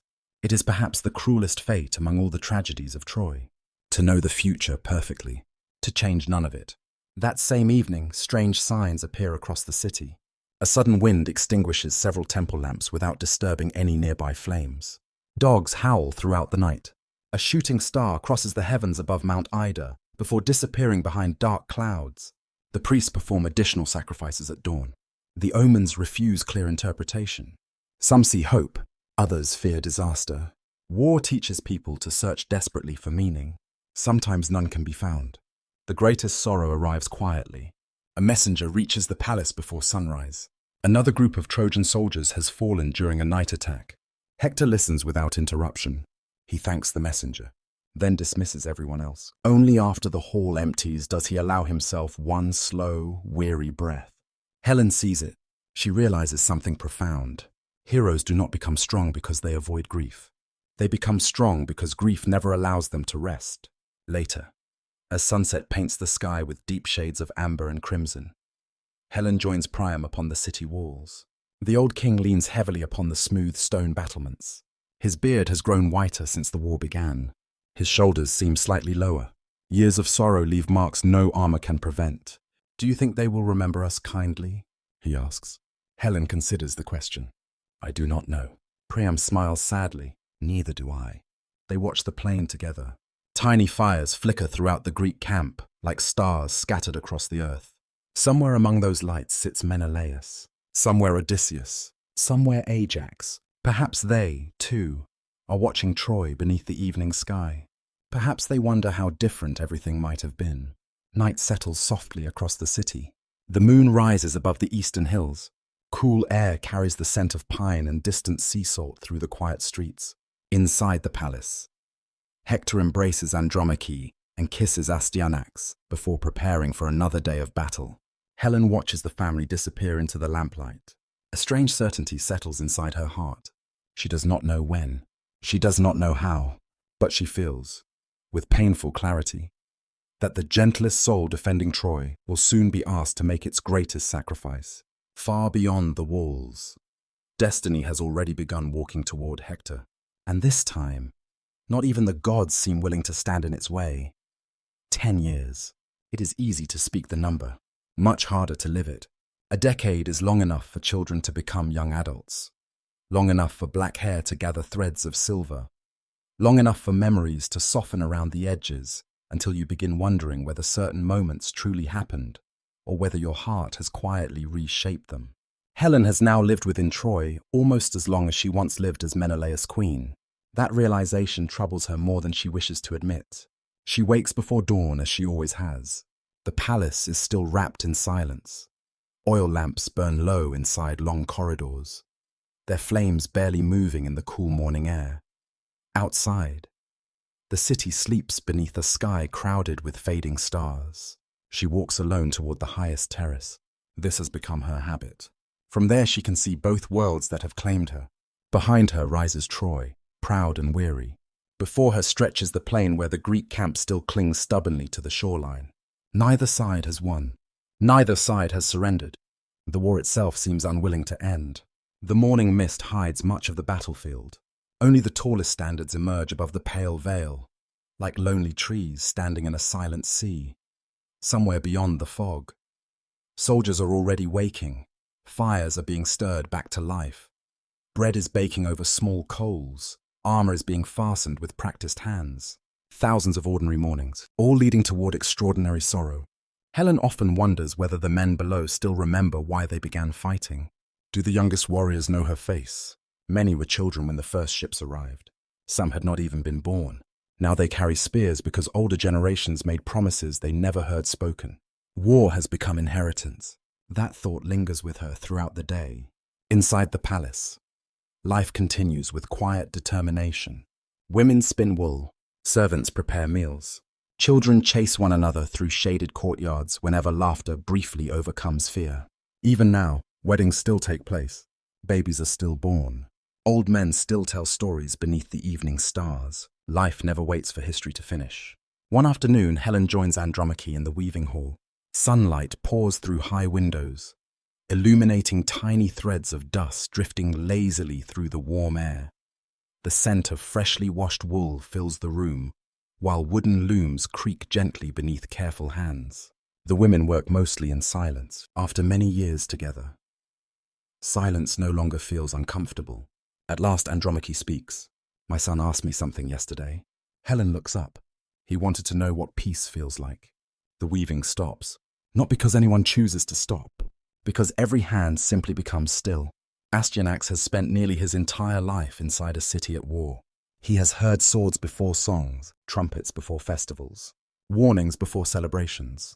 Helen closes her eyes. She struggles to remember the sound of Sparta before war. Then it comes.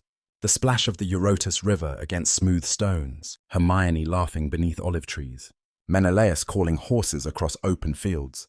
The memory feels strangely fragile, as though it belongs to someone else. "I hope he learns," Helen whispers.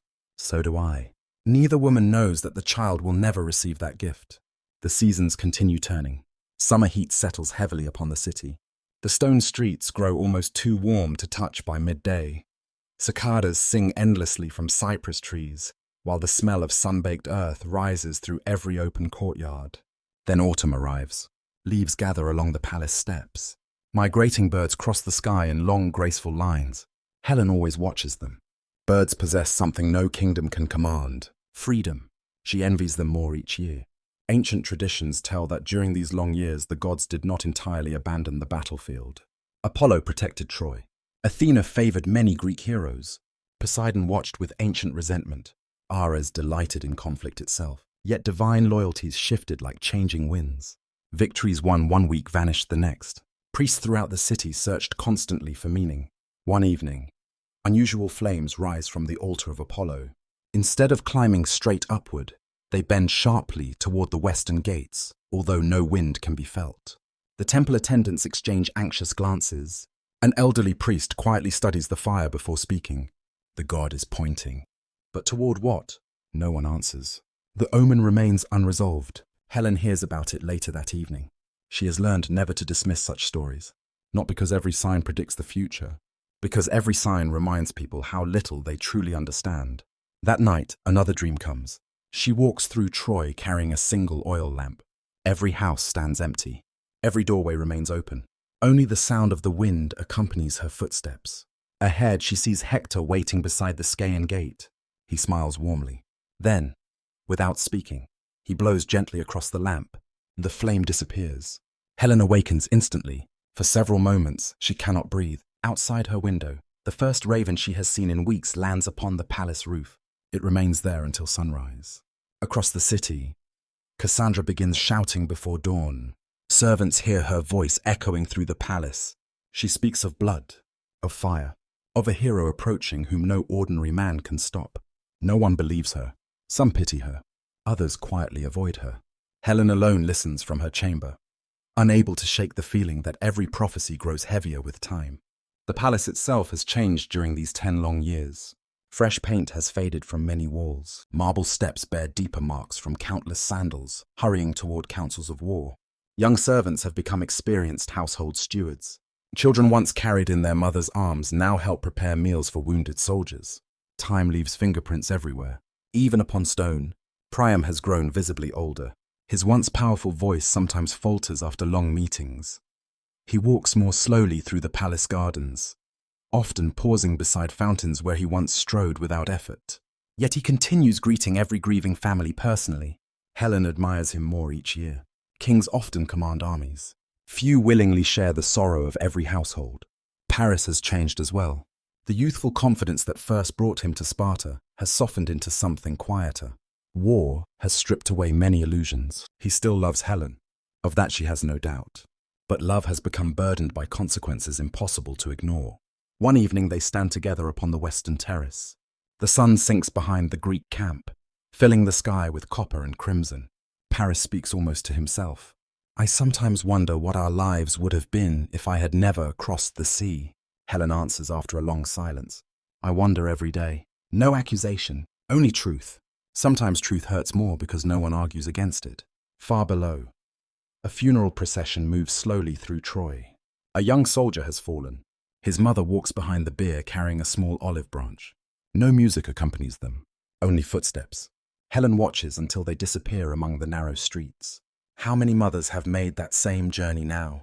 Hundreds, thousands. The numbers have become too large for ordinary hearts. As darkness settles, stars slowly appear above Mount Ida. Helen remembers the nights of her childhood when she believed stars were calm, distant witnesses who never changed. Now she knows better. The stars remain the same. People change beneath them. Before returning inside, she notices something unusual. A bright red glow briefly appears upon the western horizon.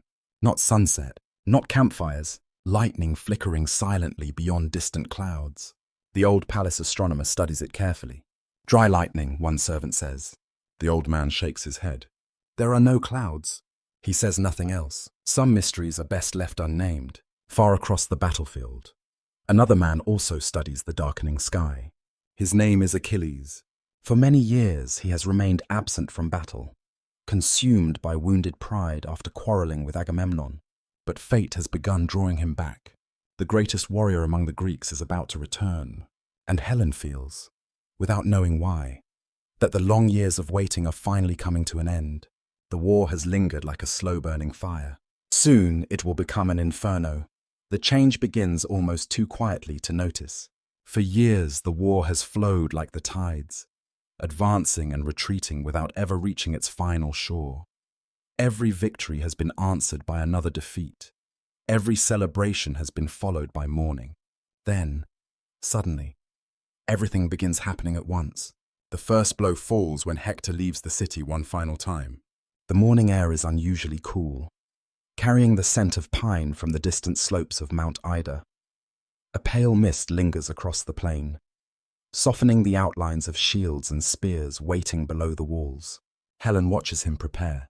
His armor has been polished before sunrise, Bronze catches the growing light until he almost seems wrapped in fire instead of metal. Servants fasten the last straps in respectful silence. No one speaks lightly around Hector anymore.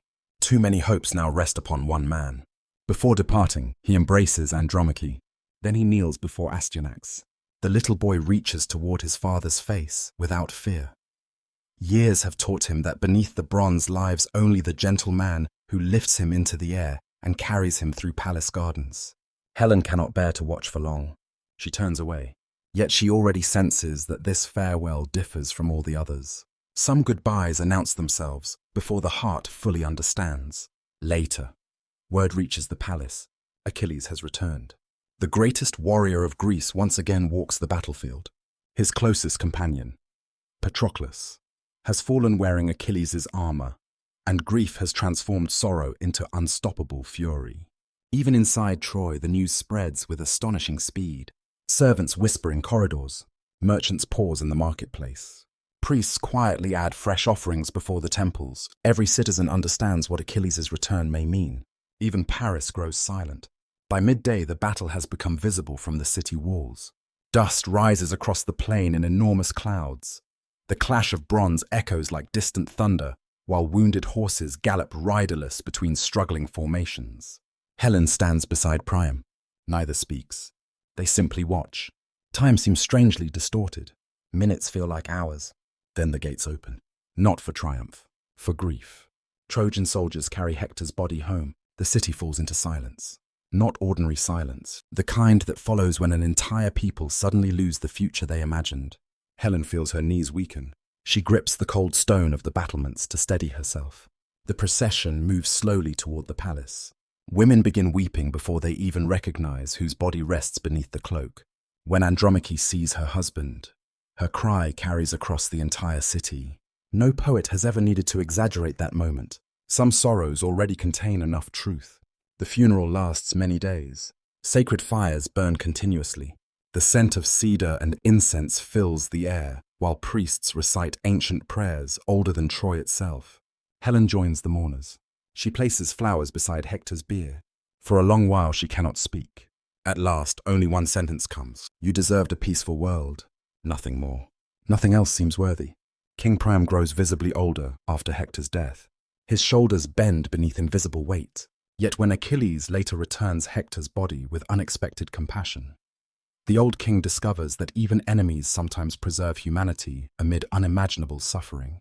Helen hears every detail after Priam's return from the Greek camp. How he knelt before the man who killed his son. How Achilles remembered his own father. How grief briefly united two men standing on opposite sides of war.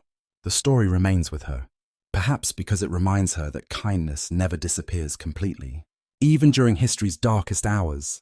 Yet Troy cannot replace Hector. Paris fights bravely. Others rise to command. Still, everyone senses what has changed. The city's strongest shield has fallen. Winter passes. Then another spring. The war continues. Though the balance now tilts steadily toward Greece.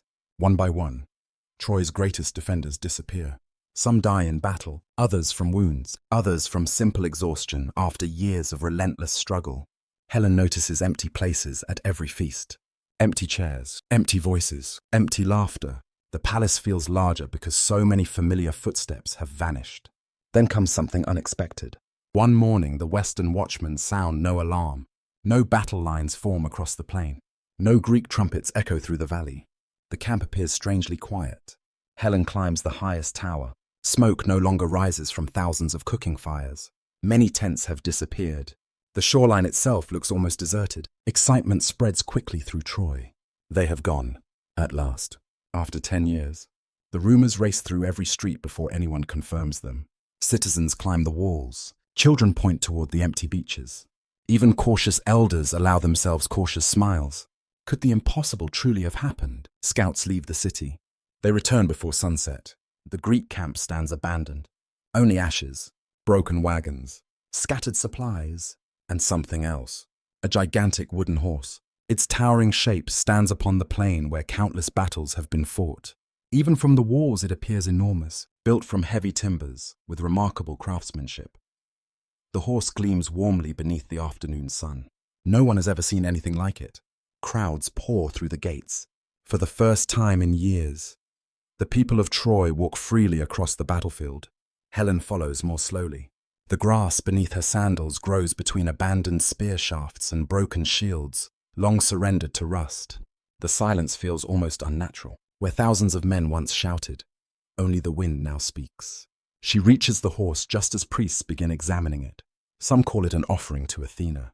Others declare it a monument celebrating Greek defeat. Children run laughing around its enormous legs. For them, war already feels finished. Then Laocoon arrives. The priest's face is pale with urgency. His voice rises above the crowd. Do not trust this gift. He points toward the towering structure. I fear the Greeks even when they bring offerings. His warning hangs in the air. For one brief moment, the celebration falters. Then Laocoon hurls his spear. The bronze point strikes deep into the wooden side. The sound echoes strangely. A hollow sound. Helen hears it. She turns instinctively toward the horse. Did something answer from within? Or was it only the echo of timber? Before anyone can decide, another terrible sign appears. From the sea, two enormous serpents surge toward the shore. Ancient storytellers describe them rising through crashing waves, their scales shining like wet bronze beneath the afternoon light. They seize Laocoon and his sons. The crowd watches in horror. Within moments, the priest lies still. Many interpret the tragedy immediately. Athena has punished him for striking the sacred offering. Only Cassandra screams a different truth. The horse is death. Her voice breaks across the silent plain. Burn it before night. No one listens. They never have. Helen watches Cassandra's desperate face. Something inside her begins trembling. She remembers every dream, every raven, every unexplained flame, every whisper carried by the wind. She walks slowly toward the horse. The polished wood smells fresh, as though completed only yesterday. She places one hand against its side. The timber feels unexpectedly warm. For a heartbeat, she imagines hearing breathing. She steps back immediately. Perhaps imagination, perhaps memory, perhaps warning. As evening falls, the Trojans decide to bring the horse inside their city. Ropes are fastened. Hundreds of hands pull together. The enormous wheels groan against ancient stones, while songs of victory rise into the darkening sky. Helen does not sing. She turns once toward the sea. The horizon lies empty beneath the first stars. Yet something about that emptiness feels incomplete. The moon rises slowly above Troy. Silver light washes across the mighty walls. The great wooden horse passes beneath the gates. No trumpet announces doom. No god speaks from heaven. Only the quiet turning of heavy wheels echoes through the sleeping city, and hidden inside the wooden darkness, patient men wait for midnight. Night settles gently over Troy. The city breathes with a peace it has not known for 10 long years. Laughter returns to the streets. Wine flows more freely than it has in a generation. Musicians play beneath torchlit balconies while children, too young to remember the first Greek ships, fall asleep believing the war has finally ended. Throughout the city, people embrace one another. Fathers promise that tomorrow they will return to their vineyards. Merchants speak excitedly of reopening forgotten trade routes. Young couples dream of weddings postponed for nearly a decade. Hope moves through Troy like warm summer rain after years of drought. Helen walks alone through the palace gardens. The moon hangs high above the cypress trees, bathing the marble paths in pale silver light. The fountains continue their quiet song, almost unchanged since the day she first arrived. Everything appears peaceful, too peaceful. The unease that has followed her throughout the long war refuses to disappear. She pauses beside a small pool where white lilies float upon perfectly still water. Looking into its surface, she expects to see only her own reflection. Instead, the moon suddenly seems strangely red. She blinks. The water clears. Only silver remains. A trick of tired eyes, perhaps. Or perhaps another warning. Far across the palace, Cassandra has not slept. The prophetess walks alone through silent corridors carrying a single oil lamp. Her footsteps echo softly against polished stone as she pleads with every servant willing to listen. Wake the king! Guard the gates!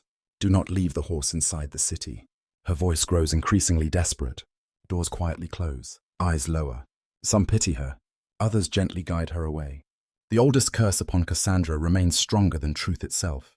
To know, to speak, never to be believed. Helen hears the distant sound of Cassandra calling through the palace. She closes her eyes. For one impossible moment, she considers walking to the great courtyard where the wooden horse now stands. Perhaps she could demand that it be burned. Perhaps someone would finally listen. Then another thought follows immediately. Why would they? 10 years of fear have finally ended. Who willingly abandons joy because of one more warning? She remains where she is. It is a choice she will remember forever. Midnight arrives almost unnoticed. Clouds drift slowly across the moon. A cool breeze passes through the sleeping city. Temple flames flicker. Dogs begin barking somewhere near the western wall. Then, just as suddenly, they fall silent. Inside the great wooden horse, hidden warriors have waited without movement for countless hours. Odysseus, Menelaus, Neoptolemus, the son of Achilles, and many others whose names history would preserve. They listen carefully. At last, the signal comes. Far beyond the harbour, a single torch appears upon the dark sea. The Greek fleet has returned beneath the cover of night. The trap closes. The hidden warriors climb carefully from the horse. One by one, they descend ropes into the sleeping city. No trumpet sounds. No battle cry rises. Only careful footsteps. The western gates are opened from within. Across the plain, thousands of waiting Greek soldiers surge forward. The war that lasted 10 years reaches its final night. Helen awakens before the first scream. She does not know what has disturbed her, only that her heart races with terrible certainty. Then she hears it. A cry, another, then dozens. The sound grows rapidly until every direction seems filled with voices. She rushes toward the terrace. The western quarter of the city glows orange against the darkness. Flames, not one building, many. The smell reaches her almost immediately. Burning cedar, burning wool, burning homes. The palace erupts into frantic movement. Servants race through corridors carrying children. Soldiers struggle to fasten armor while running toward the gates. Messengers shout contradictory orders. Some urge defense, others call for retreat. Years of careful preparation vanish within moments. Helen steps into the courtyard. The great wooden horse stands open. Its empty belly reveals the terrible truth. She stares at it without speaking. At last she understands every dream, every omen, every warning. The city itself has welcomed destruction through its own gates. Outside the palace, Troy has become chaos. Fire leaps from rooftop to rooftop as strong winds scatter burning embers through narrow streets. Horses break free from their stables and gallop wildly across the city. Temple bells ring without rhythm, while frightened citizens search desperately for loved ones in streets rapidly filling with smoke. The night itself seems alive, not with stars, with flames. Helen hurries toward Queen Hecuba. The old queen remains astonishingly calm despite the destruction surrounding her. She gathers frightened women and children inside one chamber, speaking gently, even while the walls tremble with distant impacts. "Courage," she whispers. The word feels heartbreakingly small against so much suffering. King Priam refuses to flee. Though age has long weakened his body, his spirit remains unbroken. He puts on armor that has not been worn for years. The bronze hangs awkwardly upon shoulders no longer young enough for war. Still he lifts his sword, not because he expects victory, because he believes a king must remain beside his people until the very end. Helen watches him disappear toward the great hall. She already knows she will never see him again. Throughout the palace, familiar faces vanish into smoke. Some rush toward battle, some toward family, some toward the temples. Every choice feels both right and tragically incomplete. One servant pauses before Helen. The young woman had arrived only a few years earlier, scarcely more than a child. Now soot darkens her face. What should we do? Helen searches for an answer.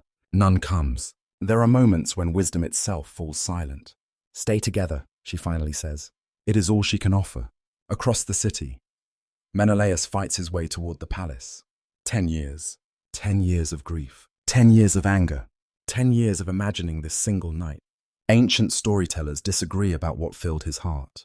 Some describe unstoppable vengeance. Others suggest something quieter.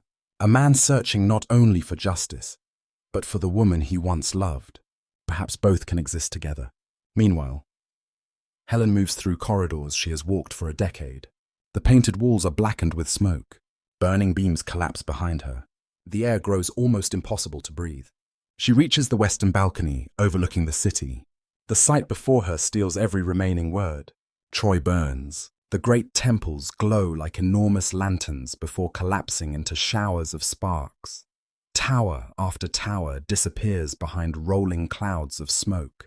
The mighty walls that once seemed eternal now stand illuminated by rivers of fire flowing through the streets below. She remembers her first morning here. The shining towers, the welcoming crowds, the hopeful future. How distant it all seems. The dream has ended, not gradually, all at once. Another explosion shakes the palace. A section of the roof crashes into the courtyard below. The heat becomes overwhelming. Ash begins falling like grey snow across the city. Helen extends one hand. Soft flakes settle upon her skin. Not snow. The remains of homes, books, clothing, lives. She closes her fingers gently around the ash. Nothing remains. Far away, beyond the burning rooftops, dawn begins touching the eastern sky with the faintest hint of gold. The longest night in Troy's history is ending. Its greatest sorrow has only begun. By sunrise, the city that stood proudly for generations will exist only in memory. And Helen, whose beauty once inspired songs of love, will forever be remembered beside the flames that consumed an empire. Dawn rises over the ruins of Troy. The light is soft, almost gentle. It touches broken towers, fallen gates, and streets still glowing beneath beds of ash. Smoke drifts slowly toward the sea, carrying the scent of burned cedar, bronze, wool, and stone heated through the night. Nothing moves as it once did. The city that welcomed you with music now answers only with silence. You stand inside the shattered palace while Greek soldiers search the remaining chambers. Their voices echo through halls where Trojan princes once gathered for feasts and councils. Painted walls are cracked. Marble floors lie buried beneath splintered beams. The gardens are hidden beneath soot. Every familiar place has become unrecognizable. For 10 years, Troy was your home. Now it is a memory before you have even left it.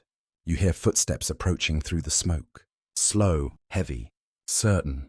Menelaus enters the chamber. Time has changed him. The husband you remember from Sparta once carried the calm strength of a prosperous king. The man before you now bears the marks of a decade spent beneath foreign skies. Dust covers his armor. Blood darkens the edge of his cloak. Silver has begun appearing in his hair.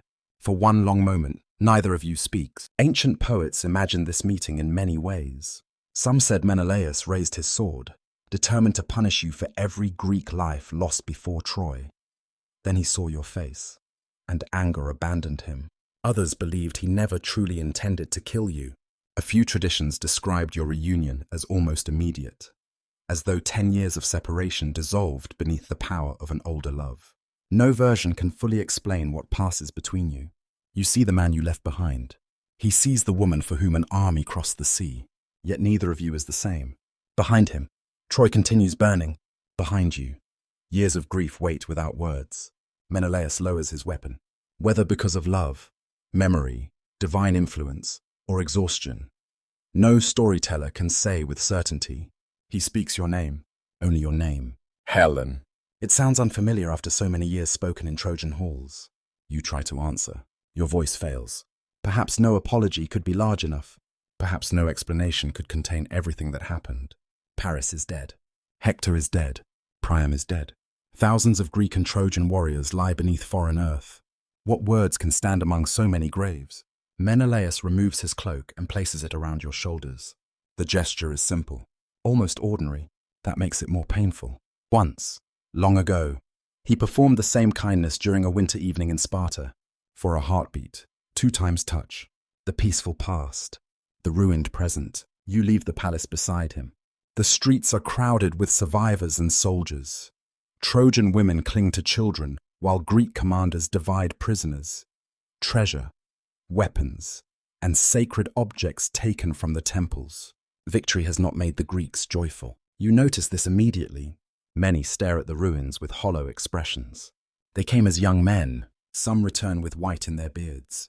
Others will never return. Agamemnon has won the greatest war of his generation, yet even he appears burdened by what victory required.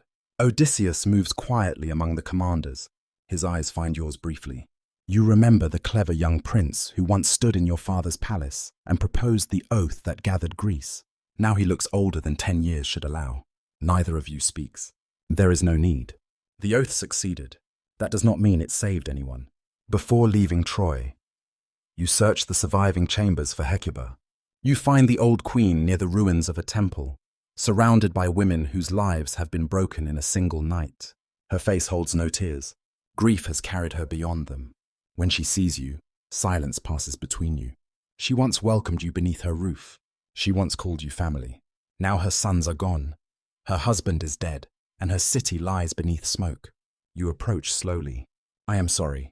The words feel painfully small. Hecuba looks toward the burning palace, then back toward you. We are all sorry when the gods have finished with us. Her voice holds no anger, only exhaustion. You lower your head. It is the last time you see her. The Greeks prepare to sail home. Ships are repaired. Supplies are gathered. The surviving soldiers carry treasures aboard, while priests perform sacrifices to secure safe passage across the sea. The gods have granted victory. No one assumes they will grant an easy return. You board Menelaus' ship beneath a grey afternoon sky. The sea beyond Troy lies strangely calm as the vessel moves away from the shore. You stand at the stern, just as you did when leaving Sparta years before. Again, a kingdom recedes behind you. Again, you do not know what waits ahead. The ruins become smaller. The smoke becomes a dark thread across the horizon. At last, Troy disappears. You expect relief. Instead, you feel emptiness. Some part of you remains behind those walls, with Hector's kindness, with Priam's forgiveness, with the women who shared long years of fear, with Paris, whose love changed the course of kingdoms. The sea receives everything without judgment.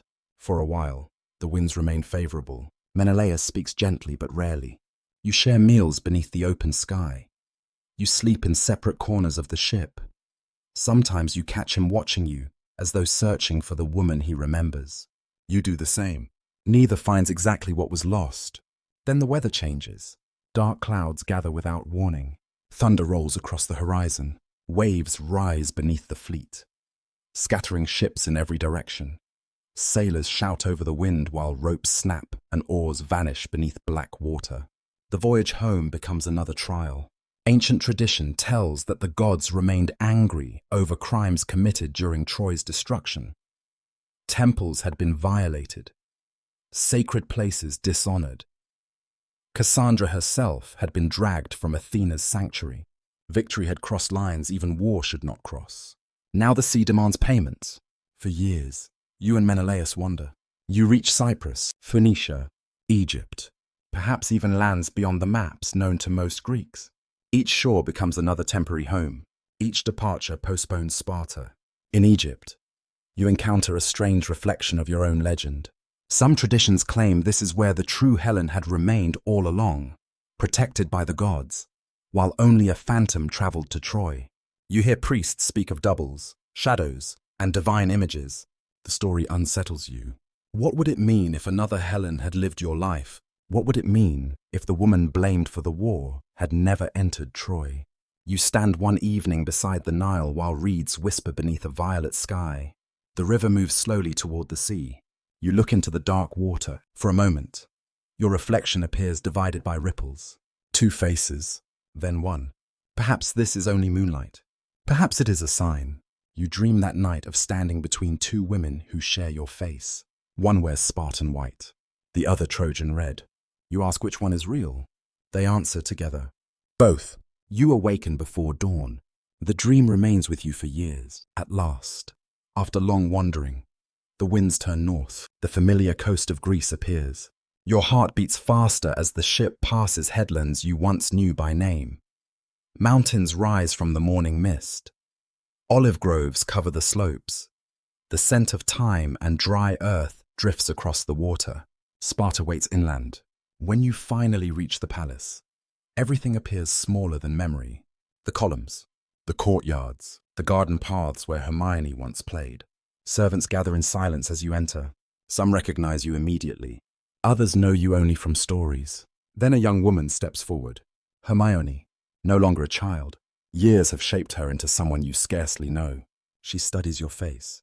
You search hers for the little girl asleep beneath white blankets on the morning you left. You find traces, the eyes, the curve of her mouth, the way she holds one hand when uncertain. You speak her name. She does not move at first. Then, slowly, she allows you to embrace her. The distance between you does not disappear, but it begins to close. That evening you sit once more beside Menelaus in the great hall of Sparta. Lamps glow against familiar walls. Servants bring bread, olives, fruit, and wine. It resembles the life you left, yet nothing can truly return unchanged. Peace has come, not innocence. You have survived beauty, desire, exile, war, and fire. Now you must learn the quieter burden of living after legend. Years pass more gently in Sparta than they ever did in Troy. The palace no longer wakes to the sound of war horns. Instead, mornings begin with birdsong drifting through olive trees and the quiet splash of fountains filling marble courtyards. Servants open shutters to welcome warm sunlight. Shepherds guide their flocks across distant hills. Children laugh in streets no longer shadowed by fear. Peace returns. But peace is not the same as forgetting. You discover this slowly, each morning. As you walk through the gardens where you once wandered as a young queen, memories arrive without invitation. Sometimes they belong to Sparta. Sometimes they belong to Troy. The fragrance of blooming roses reminds you of Hecuba's courtyard. The sound of bronze striking bronze in a blacksmith's workshop recalls Hector fastening his armor before dawn. Even the evening breeze blowing from the west carries echoes of another shoreline. You have come home, yet part of you remains elsewhere. Hermione grows into a graceful woman. At first, your conversations are careful. She asks polite questions. You answer gently. Years stolen by war cannot be restored in a single season. Still, time performs its quiet work. You begin weaving together. You walk beside the Euripides river. You prepare offerings in the temples. You share stories of the years you both lost. Some evenings, Hermione asks about Troy. Not the battles, the people. You tell her about Priam's kindness, about Hecuba's quiet dignity, about Andromache singing softly to Astyanax before sleep, about Hector, who carried the weight of an entire kingdom without bitterness. Hermione listens without judgment. She had expected monsters. Instead, she hears of ordinary people caught inside extraordinary history. Perhaps that is the greatest tragedy of all. Wars often teach future generations to divide the world into heroes and villains. Life rarely does. Travelers continue arriving in Sparta from distant lands. Some seek trade, others seek stories. Before long, people begin requesting something unusual. They wish to see Helen, not the queen, the legend. Young poets arrive carrying wax tablets. Old veterans who fought beneath Troy's walls ask permission to look upon the woman for whom they crossed the sea. Foreign ambassadors speak your name with careful curiosity. You become less a person than a question. Was she truly beautiful enough to begin a war? Some visitors leave disappointed. They expected impossible perfection. Instead, they find an aging woman whose hair now carries threads of silver and whose eyes have learned more sorrow than joy. Others leave deeply moved, not because beauty has remained untouched, because dignity has. One evening, an elderly bard performs in the great hall. His voice is slow and rich with memory. He sings of Troy, of Achilles, of Hector, of the 1,000 ships. Then he reaches your name. As you listen, something unexpected happens. The Helen in his song is not you. She laughs differently, speaks differently, chooses differently. She has become someone shaped by another person's imagination. When the performance ends, the audience applauds warmly. The bard approaches with respectful humility. My queen, I hope I honored your story. You smile gently. You honored a story. He pauses, uncertain. You mean it was not true? You look toward the darkening sky beyond the palace windows. It was true enough to be remembered. His expression softens. Perhaps that is the closest anyone ever comes to understanding. Every storyteller gathers different pieces of the same life. No single song can contain an entire soul. As the years continue, more versions of Helen begin spreading throughout Greece. Some portray you as a faithless wife, others as an unwilling victim of Aphrodite. Some insist love carried you across the sea. Others claim divine force left you no choice. Then there are those remarkable stories claiming you never entered Troy at all. According to them, only a phantom traveled east while the true Helen waited safely in Egypt, beneath the protection of the gods. You hear these tales with quiet fascination. Once they would have troubled you, now they seem almost inevitable. People cannot bear uncertainty for long. When answers remain hidden, they create new ones. You begin wondering whether every life eventually divides into many lives. The one we remember, the one others remember, the one history preserves, the one that actually happened. Perhaps all human beings leave behind more than one version of themselves. Yours simply became more famous than most. One autumn afternoon, you climb a familiar hill overlooking Sparta. Golden light washes gently across vineyards preparing for harvest. Olive trees shimmer beneath the afternoon breeze, while distant mountains fade into soft blue mist. Menelaus joins you. Age has changed him as surely as it has changed you. His movements have become slower, his voice quieter. The anger that once burned so fiercely has long since faded. For a while, neither of you speaks. The silence between old companions no longer feels empty. At last he says, "Do you ever dream of Troy?" You answer honestly. "Almost every night." He nods. "So do I." The confession surprises you. "I dream of friends who never came home." His gaze remains fixed upon the horizon. "I also dream of the city itself." He smiles sadly. "I spent 10 years trying to destroy it." Another pause. "Sometimes I miss it." The words sound impossible, yet you understand immediately. Memory rarely follows the paths logic expects. You can mourn places that once caused suffering. You can miss people who once stood against you.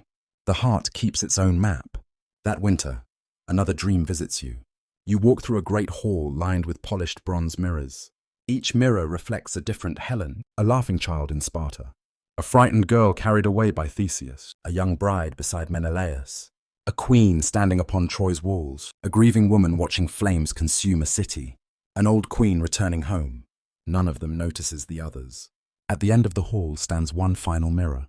It reflects nothing, only clear light. You awaken before sunrise. The dream lingers quietly throughout the day. Perhaps the empty mirror does not represent what has been lost. Perhaps it represents the part of every person no story can ever capture. As evening falls, you light a small lamp before the household shrine. The flame burns steadily. You whisper the names of those no longer living. Leda, Priam, Hecuba, Hector, Paris, Achilles, countless others, names from both sides. The lamp flickers gently. Outside, the first stars begin appearing above the peaceful hills of Sparta. Somewhere, children are already hearing songs about the Trojan War. They imagine heroes larger than life, gods walking openly among men, a woman whose beauty changed the world. They cannot know how ordinary many moments truly were. The shared meals, the quiet conversations, the laughter in palace gardens, the tears no poet witnessed. Legend remembers battles. The heart remembers people. And as your own life moves steadily toward its evening, you begin understanding that history will never decide who Helen truly was. There will always be many Helens, the one condemned, the one forgiven, the one desired, the one pitied, the one imagined. Only one of them lived the life you remember, and she carries every version with equal tenderness. Age arrives so quietly that few people notice the exact day it begins. There is no trumpet announcing its approach. No messenger rides through the palace gates. Instead, it settles gently upon ordinary mornings. A silver strand appears among dark hair. Hands that once seemed tireless begin moving more slowly. Long journeys become shorter walks through familiar gardens. The seasons continue turning, and almost without realizing it, you begin measuring life less by years than by memories. Helen has lived long enough to witness children become parents. Young warriors who once listened wide-eyed to stories of Troy now send their own sons to train with spear and shield. The old servants who welcomed her home have gradually disappeared, replaced by faces that know the Trojan War only through songs and family stories. Time has become the greatest storyteller of all, yet something curious happens as the years pass. The world speaks less about Helen the Queen. It speaks more about Helen the symbol. Travelers continue arriving in Sparta, but their questions slowly change. When you were younger, they asked what happened. Now they ask what it meant. Was beauty a blessing or a curse? Could one face truly alter the fate of kingdoms? Or had poets simply needed someone upon whom to place the weight of history? You rarely answer directly. Life has taught you that simple questions often hide impossible answers. One afternoon, while walking beside the Euripides river, You stop to watch the current flowing gently over smooth stones. The water never pauses. It never returns to where it began, yet the river remains the same river. You wonder whether human lives resemble flowing water more than carved stone, always changing, always moving, yet somehow still recognized by name. Hermione joins you. She now carries herself with the calm confidence of maturity, and when she smiles, you occasionally glimpse the little girl who once chased butterflies through Spartan gardens. She notices your thoughtful expression. What are you thinking? You smile softly. I was wondering whether people remember faces more easily than hearts. Hermione kneels beside the river and lets cool water slip through her fingers. They remember stories. She looks toward you. And stories need faces. The answer lingers long after the conversation ends. Perhaps she is right. Human memory often seeks symbols. One face becomes an entire war. One ship becomes an entire journey. One hero becomes an entire generation. Reality is always larger. But memory prefers simplicity. Years later, a sculptor from Athens requests permission to carve your likeness. He studies you carefully for several days, not rudely, patiently, like someone trying to understand light rather than merely copy it. At last he says something unexpected. My queen, everyone has described your beauty. He pauses. But no one described your sadness. You remain silent. He continues working. When the sculpture is finished, visitors praise its elegance. You notice something different. The sculptor has not made you appear younger. He has carved the quiet wisdom resting behind your eyes. For the first time, you feel truly recognized. Beauty changes, character remains. Another spring arrives. Wildflowers blanket the hills beyond Sparta, while shepherds guide newborn lambs across green meadows, sparkling with morning dew. The world appears remarkably similar to the one you knew as a child, only you have changed. You often find yourself remembering people more vividly than places. Leda brushing your hair before festivals, Castor laughing during horse races, Pollux teaching young warriors, Priam welcoming strangers with open hands, Hector removing his helmet so Astyanax would not be frightened, Andromache singing beside the evening fire. Even Paris, not as the reckless prince remembered by so many songs, but as the quiet young man standing beneath a cypress tree, wondering whether love justified destiny. Memory softens sharp edges, not because it forgets pain, because it learns to hold pain gently. One evening, an elderly priest visits the palace carrying several ancient scrolls. Among them are hymns dedicated to Aphrodite. He asks whether you would like to hear them. You agree. His voice is slow and measured, rising and falling with the rhythm of sacred verse. The poems celebrate beauty, longing, marriage, desire, and the mysterious power that draws one soul toward another. When the reading ends, the priest asks quietly, "Do you still resent the goddess?" The question surprises you. You consider it for a long while. Finally you answer, "No." He waits. "I do not understand her." You smile faintly. "But I no longer resent her." The priest bows his head. Sometimes peace comes not from finding answers, but from releasing the need to possess them. That night another dream comes. You stand once more upon the walls of Troy. Only this time the city is whole. The towers shine beneath golden sunlight. Children run through market streets. Temple bells ring gently in the morning air. Hector walks beside Andromache. Astyanax laughs while chasing a wooden toy. Priam speaks with visiting merchants. Nothing burns. Nothing falls. Paris turns toward you and smiles. Not with longing, with gratitude. Then, slowly, every figure begins fading into light. The city itself becomes transparent. The walls dissolve. The streets disappear. At last, only the open plain remains beneath an endless sky. You awaken with tears upon your cheeks. Not tears of sorrow, something quieter, almost gratitude. For years you dreamed of loss. Now you dream of peace. The old palace physician notices that your strength gradually declines. He recommends shorter walks, warmer rooms during winter, more rest. You accept his advice without complaint. Every season has its own wisdom. Youth teaches possibility. Old age teaches acceptance. Neither is greater than the other.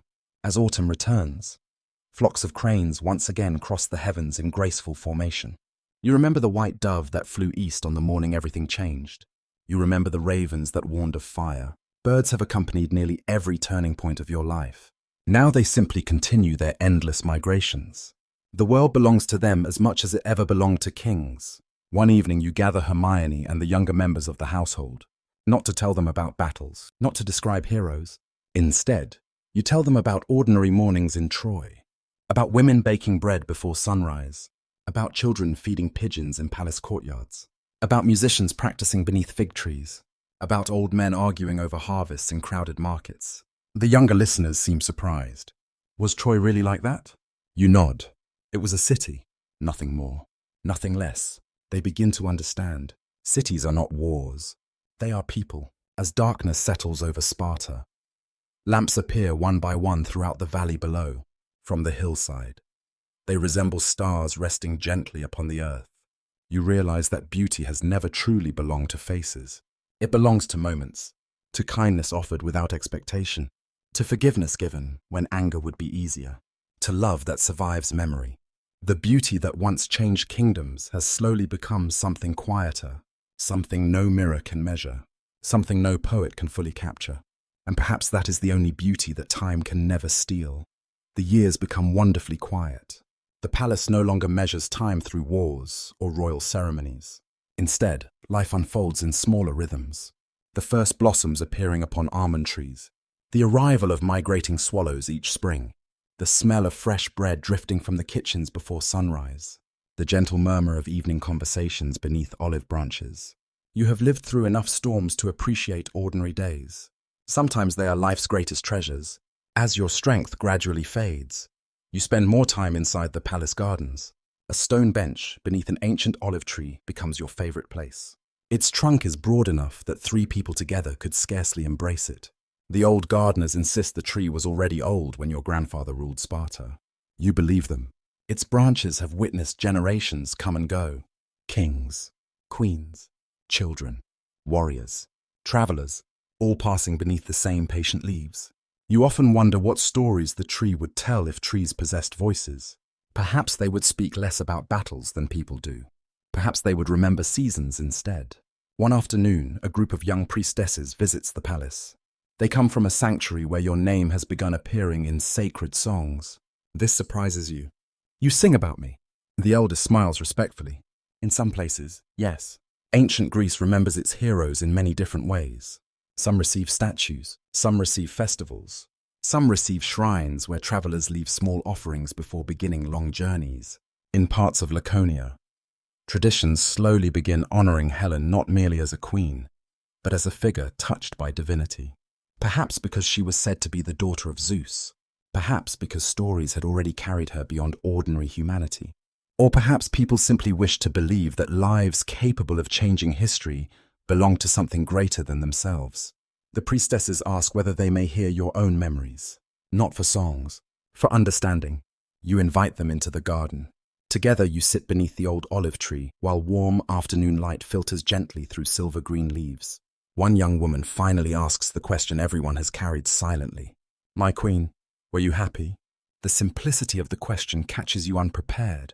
You have been asked about beauty, about Paris, about Menelaus, about Troy. Never happiness. You close your eyes.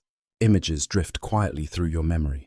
Running beside Castor and Pollux as a child, holding Hermione for the first time, watching Hector lift Astyanax into his arms, walking peacefully beside Menelaus after your return. The faces of friends now gone, the laughter of women weaving together, the sound of rain upon palace roofs, moments, not years. At last you answer. Sometimes. The priestesses wait for more. Happiness is not a place where anyone lives forever. Your voice remains gentle. It is something that visits. The young women lower their heads thoughtfully. Perhaps that answer will remain with them longer than any heroic tale. Word continues spreading across Greece. Travelers bring new versions of your story from distant cities. In one place, you are celebrated as the embodiment of perfect beauty. Elsewhere, you become a warning against desire. Some playwrights portray you with deep compassion. Others with harsh judgment. You listen without offense. Every storyteller sees only one side of the mountain. None walks around it completely. Menelaus sometimes joins you beneath the olive tree during the cool hours before sunset. You rarely discuss Troy anymore. There is little left to say. Instead, you watch birds returning to their nests, or speak quietly about Hermione's children, or simply enjoy shared silence. The years have transformed your marriage into something unexpected, not the passionate hope of youth, not the painful distance that followed the war, something calmer, companionship, Two people who have survived enough to recognize the value of peace. One evening, Menelaus says softly, "I spent many years asking why everything happened." He smiles toward the fading light. "I no longer ask. You look at him. What changed?" "I grew older." The answer makes you smile. Age does not solve every mystery.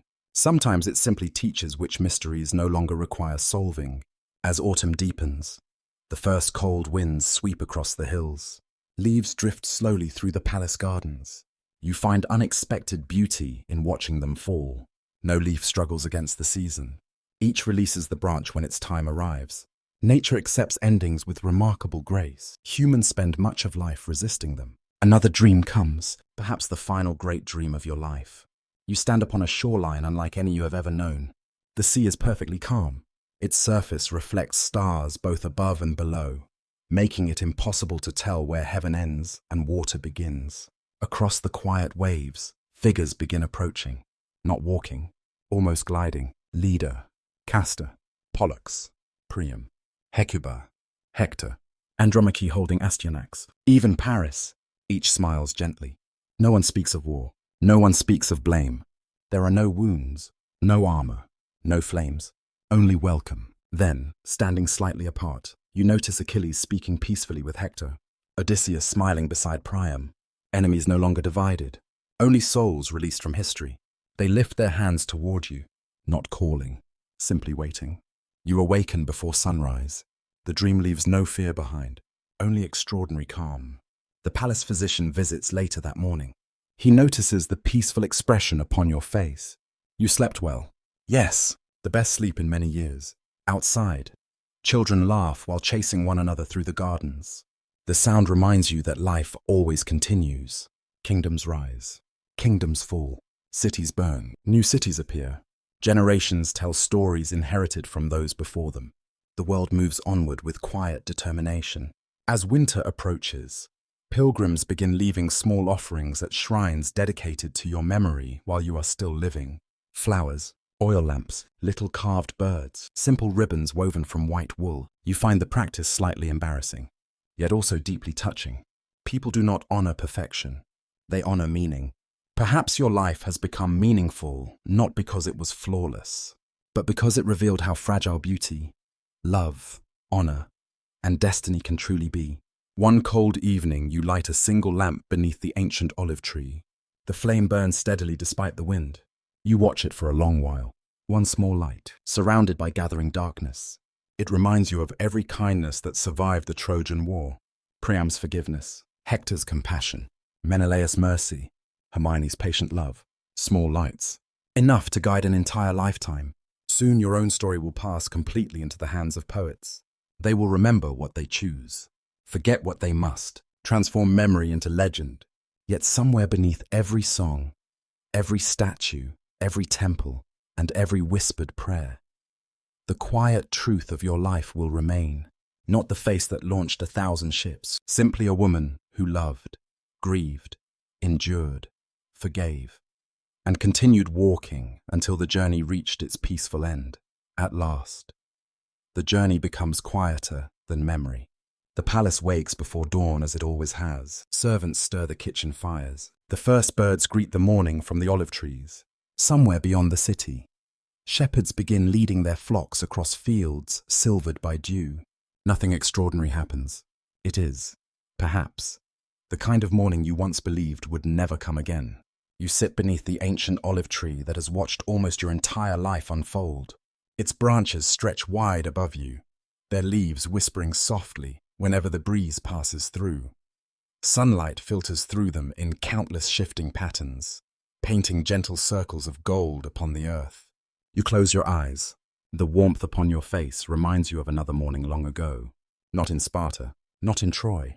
A childhood spring before kingdoms, prophecies, and gods had begun weaving your fate into the lives of nations.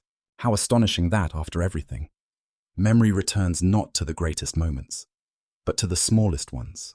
A mother's hand resting upon your shoulder, your brothers laughing beside a river, the scent of fresh bread drifting through an open courtyard, the sound of rain upon a roof while everyone inside slept peacefully. History remembers extraordinary days. The heart treasures ordinary ones. Hermione joins you quietly. She no longer walks as the uncertain daughter who struggled to know the mother returned from Troy. She walks beside you as a woman who has come to understand that love sometimes survives even the longest separation. She sits without speaking. Together, you watch sunlight slowly climb the distant hills. After a while, she asks, "Do you regret your life?" The question is gentle, not demanding. You think for a long time. Regret. It is a word large enough to hold entire kingdoms. You regret every life ended too soon. Every mother who buried a son. Every child who grew up surrounded by war. Every friend whose voice now belongs only to memory. You regret the fire that consumed Troy, the tears that filled Sparta, the years no one can ever return.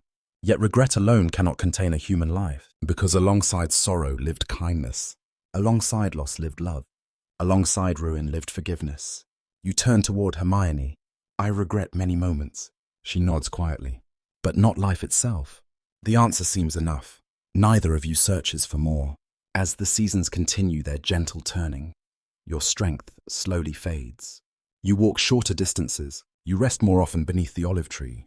Visitors still arrive from distant lands, though now they come less to question you than simply to pay their respects. Some bring flowers, others small carved offerings. Many ask for nothing at all. They simply wish to see the woman whose name has become part of the world's memory. You welcome them kindly. The years have taught you that every traveler carries unseen burdens. One afternoon, a young poet asks permission to read a new song. He speaks not of beauty, not of Paris, not of war. Instead, he sings about forgiveness, about the strange courage required to continue living after history has finished making its demands.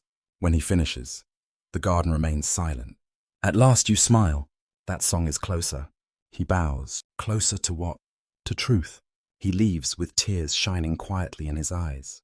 Perhaps every generation comes a little nearer, not to certainty, but to compassion. One evening, after the palace has fallen asleep, you step outside alone. The stars stretch across the heavens exactly as they did when you were a child, exactly as they did above Troy, exactly as they did above every battlefield where men believed the world depended upon tomorrow. The stars never hurried, only people did. You wonder how many generations have looked upward, asking the same questions. Why do we suffer? Why do we love? Why does beauty fade? Why do even the happiest moments pass? The sky offers no spoken answer, only silence. Yet the silence itself feels strangely comforting. Not every mystery exists to be solved. Some exist simply to remind us how vast life truly is. That night, your final dream arrives. You find yourself walking through a meadow unlike any place you have ever known. The grass moves gently beneath a warm breeze. Wildflowers bloom in every direction. No walls rise upon the horizon. No ships wait upon the sea. No armies gather. Only open land beneath endless morning light. Ahead, familiar figures wait patiently. Leader smiles first. Castor and Pollux laugh exactly as they did in youth. Hector stands beside Andromache, with Astyanax holding both their hands. Priam and Hecuba welcome you with peaceful faces untouched by grief. Paris inclines his head with quiet gratitude. A little farther away stand Achilles and Menelaus, speaking together as old travelers who have finally reached the same destination. No one carries weapons. No one bears wounds. History has released them all. They do not call you forward. They simply wait. You awaken as dawn begins touching the eastern sky. The palace is still. The air smells of olive leaves and fresh earth after a light rain during the night. Hermione soon finds you resting peacefully beneath the ancient tree. She takes your hand. It feels warm, calm. She understands without fear. The long journey is ending exactly as every traveler hopes, not in struggle, in peace. Years later, poets continue telling your story. Some sing of the face that launched 1,000 ships. Some blame you for the fall of Troy. Others defend your innocence. Some claim Aphrodite guided every step. Others insist human choice shaped every moment. Philosophers debate. Playwrights imagine. Artists paint. Sculptors carve. Priests offer prayers.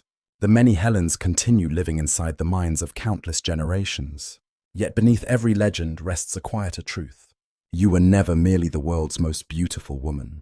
You were a daughter, a sister, a wife, a mother, a queen, a friend, a stranger in a foreign city, a witness to greatness, a witness to unimaginable loss. Above all, you were human. Perhaps that is why your story has endured for so many centuries, not because it speaks only of gods or heroes, but because it speaks of every heart that has ever loved more than one place, carried regret beside gratitude, searched for forgiveness after sorrow, and continued walking even when the road disappeared into uncertainty. The fires that once consumed Troy have long since become dust. Its walls have fallen, its kings have passed into memory. Even the greatest empires surrender eventually to time, yet compassion remains, memory remains, stories remain, and somewhere, whenever evening settles gently across the world, and another listener closes weary eyes before sleep, Helen walks once more beneath quiet olive trees, while the wind carries away the last embers of war, leaving only peace.